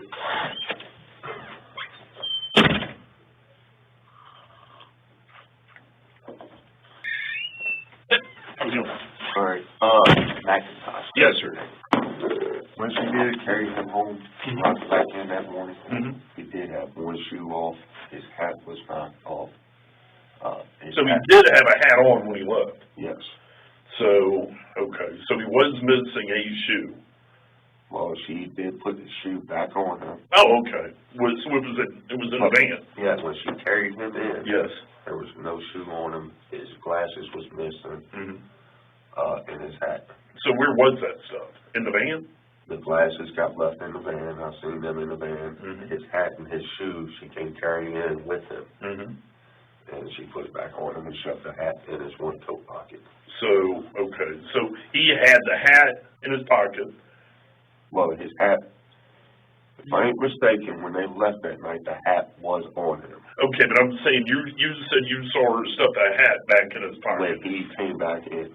So, to the best of your knowledge, that baseball hat. Well, it was Golly, I guess we're calling it. Oh, like a toboggan. Yeah. The toboggan was in his pocket when he went in the water. Yes. And he had both shoes on? Yes. And they were black shoes? Black and white. Black and white shoes. But when she carried him in that night, he only had one shoe on. Missing his glasses and a hat was off. So did he look dirty at all when she brought him back in? What do you mean by dirty? I mean, like, did he look like he had fell down? Did he look like he had been in the water? The only thing I seen on him when he came in was that big spot right here on his head, like he fell and hit. Was there any doubt in your mind he was dead? No, none at all, sir. Okay. And when she brought him in and I seen him, I knew he was lifeless. So, I mean, I even asked her, why didn't you just go ahead and call the police then? I mean, literally, she would call the police then and just told him that she stopped him, she was in the bathroom, and he tripped and fell. Well, so we asked her that, too. We asked her that a couple of times. Why didn't you call the police? I mean, I don't know. Did you ask her why she didn't turn around and come back home? Because I'm still wondering that myself. I told her that 3 times. She's saying you told her to take him out there and leave him in the woods, is what she's saying. And she's actually, right now, she's taking a polygraph test to see if her statement is accurate about what... I mean, I kept telling her she needed to do something with them. It's exactly, but you need to do something with them. Because you gave her directions to rush run to the lake. Well, I told her rush run. And then you gave her drag, you told her to look up the lake. I told her to dock. And and your instructions were to leave them there and not come back. No, that was not. Well, we're going to know whenever she takes polygraph test. Why would I have her leave them there? I have no idea. Times we went and done that. Turn around. I mean, do what? There was two other times. And I think you told me, but when was that? How long ago was that? One time was probably 5 months, 6 months ago. One time was about 4 months ago, 3 months ago. And like I said, we just turn around, go get back here and pick them up. Did you guys always do it at night? Yes. Because you know it's pretty busy over there. But I never once instructed her to leave them. I did tell her that you need to do something with them, get a grip on them, do something with them. Well, I just got off the phone with some guys from Crawford County, some detectives that are involved with the dive teams and a river rescue team. And they're telling me, now these guys know about all this shit, water rift and drag and all that bullshit, I don't know anything about. But they're telling me if your story is absolutely accurate, in a day or two they'll find him. They're telling me, they just told me on the phone that they have no doubt in my mind. So with that being said, if they are that sure that they're going to find him, do you have any doubt we're going to find him? No, I hope and pray you all do, for real, I really do. Because I told them about the stone, told them about how he was tied, and like I said, they've already dropped some kind of sensor bullshit down in the water, and they keep track of all the water speeds, actually about 200 yards upstream from there anyway, just because, they do it randomly anyway throughout rivers. You know enough about water and waterways to know that. I can tell that already. But, so they told me that they are convinced that within 2 days, 48 hours, that they're going to be able to find them. With that being said, we've already discussed the water temperature, the preservation. It's kind of like being in a little deep freezer. Yep. And so when we pull him out, is, in your opinion, a pathologist, a coroner, a whatever, going to be able to determine a large number of bruising to his body before he was killed? Yes. For me and her. Okay. What was that about? Whooping his ass. Okay. Where all are we going to find bruises?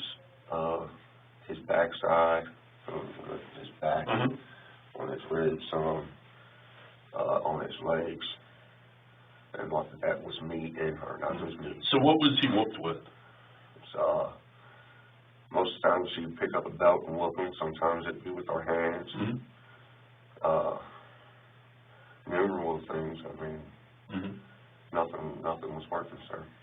So, and they're foster care. They've been totally taken out of the equation. They're not even with relatives right now. We're going to get them forensically interviewed. That's basically kind of a medical interview by professional people that have got time and effort and energy to make kids a lot more comfortable than I do talking to them. I mean, my God, they would bring a golden retriever in the room that lays in their laps while they do that. They have them beat me and her both.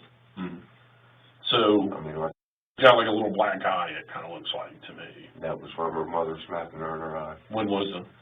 About a week ago now. What was that over? I don't really recall, sir. Okay. Her lying. What's the worst thing you've ever done to any of those kids? Punched him. Punched him. Which one did you punch last? James. Where did you punch him at? On his side of that. On the side right there. He stood, that little kick out right there by the couch. He went into the house. There's a couch. He stood right there in that corner. And, I mean, he just keep messing up. I'll yell at him, say something to him. He'd keep it up. I'll just reach over and just very tap him. Yeah, but it left bruises? There was a few times it got a little harder. Sure. And I kept telling him, man, just straighten up. Just keep listening. Be good. You'll be out of that corner. I'm there for about 2 months. A month and a half. He was good as gold. Not in the corner, nothing. Right. And all of a sudden he just flipped. Started acting up again. When was the last time you punched? You say or James? Okay. Which one, I'm sorry, let me back up. Which one was standing in the corner by the kick out? James. That was James. How long ago was that? About 4 days ago, 5 days ago. 4 days ago? Did he cry? No, not really. I mean, he did a little bit, and I tried it up, and he was basically like he didn't care, like acting up, and that. I mean, I literally tried to refrain from hitting on them. You can get in touch with Priscilla Farley after there was. When was the last time you punched? Probably a month and a half now. What about About the same time as. I mean, where'd you punch? His legs. His legs? Yes. So you just punched in the legs? Yeah. How many times do you think you hit him? 4 or 5 times. And does he have bruises? No. Did I know of. Did he get any bruises from that time? No. And what about, when was the last time you punched her? About 4 or 5 months ago. 3 months ago. Where did like she that. get punched at?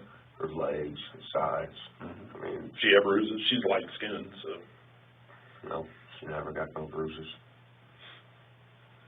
So is that why you didn't want Brittany to call the police? You were worried about the bruises on? No, not really, sir. How much rather? I mean, it would make sense if you did. I'd much rather go to jail for child abuse than what I'm facing now, sir. Well, now you would. Even But back then, initially, whenever she first brought him home. I told them 4 or 5 times. I told her, I said, go your own way. Find somewhere to go with these kids. It's not going to work. She kept insisting on staying there with me. But the kids were a huge divider for you and Brittany. To be happy, basically? Yes, sir.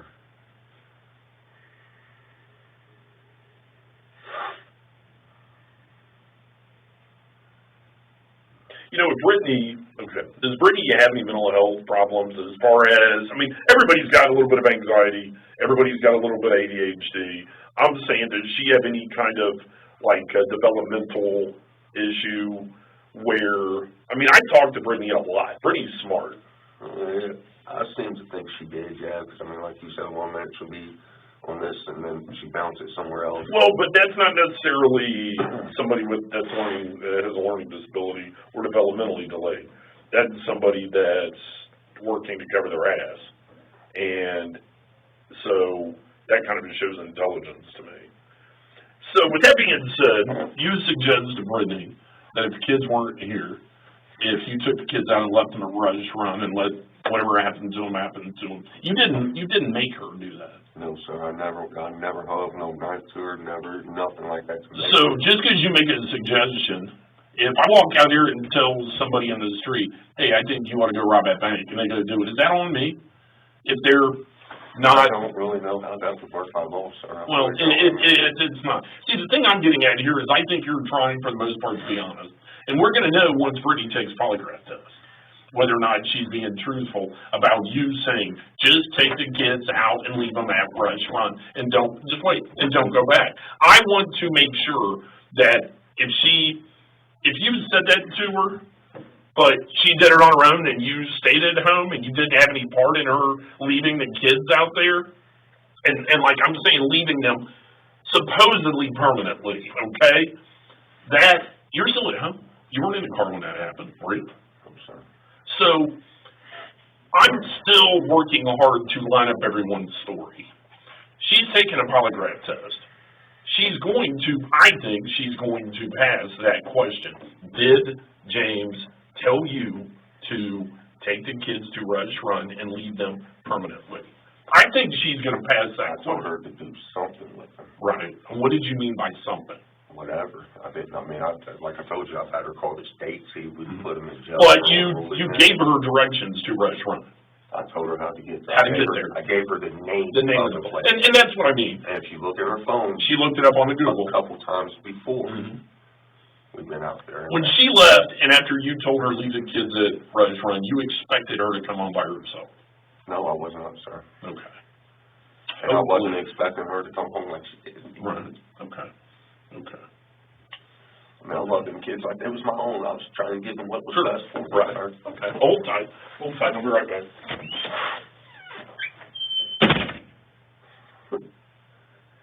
Like I said, put me on like there's test too. So So, I mean, again, I'm trying to be as honest with you as I can. So, Brittany's taking the test right now. Okay, can So- you make sure one of the questions she gets asked, did James tell you to bring them kids back? Okay, yes. Turn around. Yes, before, okay, let me clarify, before or after she told you that little James was dead? That was before. Okay, I will, I promise. She called me, okay? Right. She called me from up there, told me I'm at the wrong place, there's buildings here. I said, well, just turn your ass around and come the fuck back home. Oh, I'm gonna drop them off somewhere, I'm done with them. Kept insisting on it. And I said, just turn your ass around, bring them fucking kids and you back home. So, I will get them to ask her, it's really stupid, because you gotta be asked a certain way, but basically, before James died, did Big James tell you to turn around and get back home with the kids? Told her twice. Okay. So, what they just got done asking her was exactly what she told you, how she thinks James died. She's saying that she told you how she thinks he died. She ain't never once told me how she thinks he died. And like I said, 1 minute they all three was in the bathroom there together. And she tells me James was chasing after her. Okay. And then she tells me James had a hold of the door handle on the van. My assumption is he had a hold of that door handle. She went to take off out of there. Sure. And jerk him down. Okay. That's what I believe. But she never told you, I think I ran over him. She never told you. I asked her 3 or 4 She never said I got mad because he wouldn't get out of the van. No. She never told you any of that. No, sir. You're saying, she gave you a couple of different stories? Yes, sir. Okay, that's fair. No, I mean, put me on Polygraph. That's good, sir. Okay. And I told you, I guess. Would you like to take one? I will. I'm willing to, yes. Okay. My only other thing is, so you guys unhog time, I don't know if there's a better word for that or not. You guys take the ropes off of them and you guys take the ropes off of him and off of them and are still acting up, and that's whenever you go and get that's whenever they wind up leaving and you stay at home. Yes. Why did you not go with her? I just changed my mind, so I wasn't going. So initially, I had no part in it. Right. So initially you were going to go. Yes, sir. So beginning, I was initially going to go, and told another mine I'm staying home. I said I suggest you do the same, and I'm leaving. And so at that point, where did you think they were going? I had no idea, sir. Yeah, you did, Bud. You knew exactly where they were going. I told her fucking do something with. She told me she was taking them to restroom, and she looked it up on her phone the day before. When she pulled it up, I guess it took her to the wrong place, and that's when she called me, and I told her, well, just turn around and come back home with them kids. So, you just told me that you thought she was going to go to a relative's house and drop them off. I was hoping and you were going to go, but then you just said, out of your mouth right through, you just said you didn't go because you didn't want no part of that. I didn't want no part of that. I just said, and we've been talking about it, she just passed that question. That you told her to take them to Rush Run and leave them. She just passed that question. And this is one of these things, and we talked about this way early on in our conversation. I may have told her to leave them, sir, but I don't recall. I told her to fucking do something with them. What was her plan? I have no idea what her plan was. Yes, you do, Bud. You do. And you're not fucking us. No. Put me on the right. You're fucking yourself. I'm going to. But you're fucking yourself. Because the first thing the judge is going to ask is, was he honest with you about what he knew, what he didn't know? And I'm going to say, hell no, he wasn't honest with me. I can prove it. I knew she was headed out to Rush Run with them. That's the last place she looked up. And she was going to leave them there. Yes. Okay. And what else was going to happen while she was out there? She's already talked. She's already in her talk. Was she talking about putting him in the lake? What was she talking about? Slamming him hard. 1 minute she left all three in the bathroom. 1 minute James was chasing after her. 1 minute James had a hold of the door handle. Okay, that's what she's saying to happen. What was the plan when she left Crawford Street? You knew what was going to happen. She was supposed to have took him out there and left him, sir. When she got out there, she called me and told me she's at the wrong place. I told her twice on the phone then to turn around, bring him back home. Why the change of heart? Because I nothing bad to happen to these kids. Because you expected her to go out there and do something worse. No, that was not what I was expecting, sir. Like I told you before, we took them out there 2 other times, dropped them off, turned them home, brought them right back and picked them Well, up. then why now? You've successfully gave them this scare tactic twice, right? Yes, sir. According to you. So why are you now suddenly going to decide, I don't want to do it right now. I don't want to do it tonight for whatever reason. She's already told us, and she's told us what you know. We don't need to put you on a polygraph because she's just fucking past it. But right here, right now, I told you, this is messy enough. I don't like any loose ends. It doesn't change the fact you weren't out there with her, were you? No, sir. So, you tell me right now, what was the plan when she left Crawford Street that, once she got out there, you got cold feet about? Supposedly told her to come back. What did she tell you she was going to do with those 3 kids when she left Crawford? One of the things she told me she was going to do with them was drop them off, sir, and I swear to God on that. What'd she tell you? How did James get killed? I never got a straight out story. No. Eventually, there's no way in hell that she didn't tell you, okay, this is what happened. I mean, I asked her 4 or 5 times, did you run him over? No, I did not run him over. No, I did not run him over. When she told you she was going to do with them kids. That's it. Because it doesn't make sense. All she told me she was going to do with them kids was drop them off, sir. That's all I With hopes of what? Hopes of, I don't know, sir. Hoping they would freeze to death? I have no idea. Yeah, you do. Yeah, you do. You totally know. No, I And you don't, see sir. it again. I told you. The only thing you got right now is to be honest. That's it. That's all you got. She's in there singing like a fucking bird because she knows she's fucked. She's got nothing to lose. When we drove her down to the river yesterday, the only thing she kept talking about in the back of that car, well, I'm not the only one getting in trouble, am I? I'm not the only one getting in trouble. He needs to get in trouble too. And I will swear on anything that she said that I'm not fucking with you. Whenever we go to trial and you listen to our recording of us driving down there, you're going to hear her saying that shit over and over and over again. And for whatever reason, you won't give us this 1/2 second of truth as to what. To give you it, sir. She never told me what her intentions was with them when she got out there. Never, sir. Then what did you think was so bad that you all of a sudden told her to get her ass back home? What was in your mind that was going to happen? That she was going to do something stupid. Like what? And wind up killing one of them kids. I have no idea. I mean, I don't know exactly like what. Why'd you pick James? Why'd you pick James to kill? I have no idea, sir. I mean, Louis Hutchinson is his father. Mm-hmm. She's always went around saying, you remind me just like your dad, blah, blah, blah. I mean, all these. How do you know Louis? Me and my brother-in-law by marriage. Right.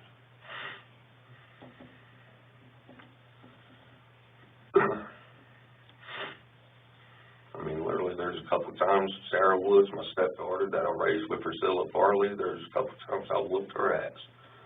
Other than that, I mean, I gave that kid the best life I could. What happened to Brittany's other daughter in Kentucky? What I know is that she was took when Brittany was supposed to have been raped when she was younger, and that her daughter was took from her. Was that her daughter from the rape? I believe so. That's what she told me, yes.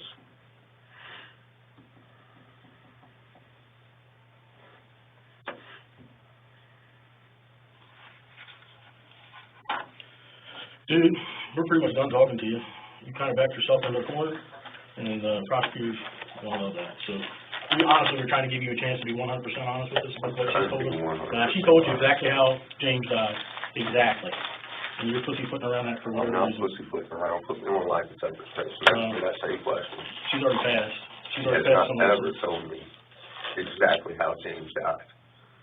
But she told you exactly what your all's plan was, intentions for those boys going out there. Dropping them off and leaving them. It's not from what you said, it's not what she passed. That's all my intentions was, sir. My intentions was never to harm them. What was hers? I have no idea what hers was, sir. Hmm. I had no idea. I swear to God, I had one. It's a search warrant. I'm going to swab the inside of your mouth. Okay? So I didn't look at anything.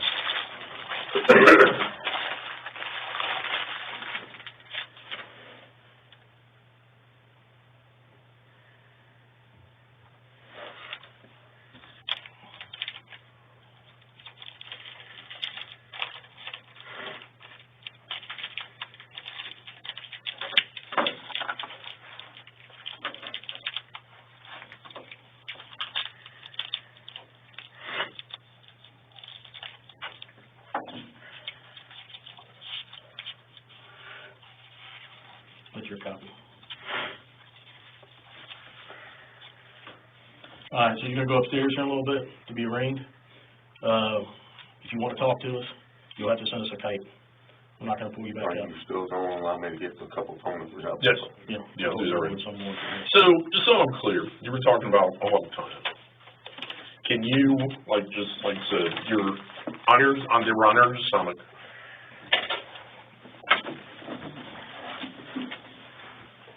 Have them lay down like this, Mm-hmm. tie their hands first, and then feet. Is that why there's like hangman's knots on that rope in the garage? No, I just put them in there. The one where it's real long, still kind of wrapped up real neat in that, that one I left on there, I was gonna hang her one teddy bear, that big unicorn that you seen in the front room there. Just gonna hang it from So, the ceiling. the rope that the kids were actually tied up, is that in the trash can? The one piece they was originally tied up with is over there in the storage that you all got now, the one with one noose in it. No, the noose was not used on the kids. But that rope was used the whole time. So is there three pieces there, or did you tie them all together? That one rope there was used. There's one rope that's in the garbage can, In the bag that was just taken out? yes. And then the other one's on Brown James. Okay, that was, so one of the ropes that kids were all tied with is actually wrapped around James? Yes, sir. All right, cool. All right, very nice.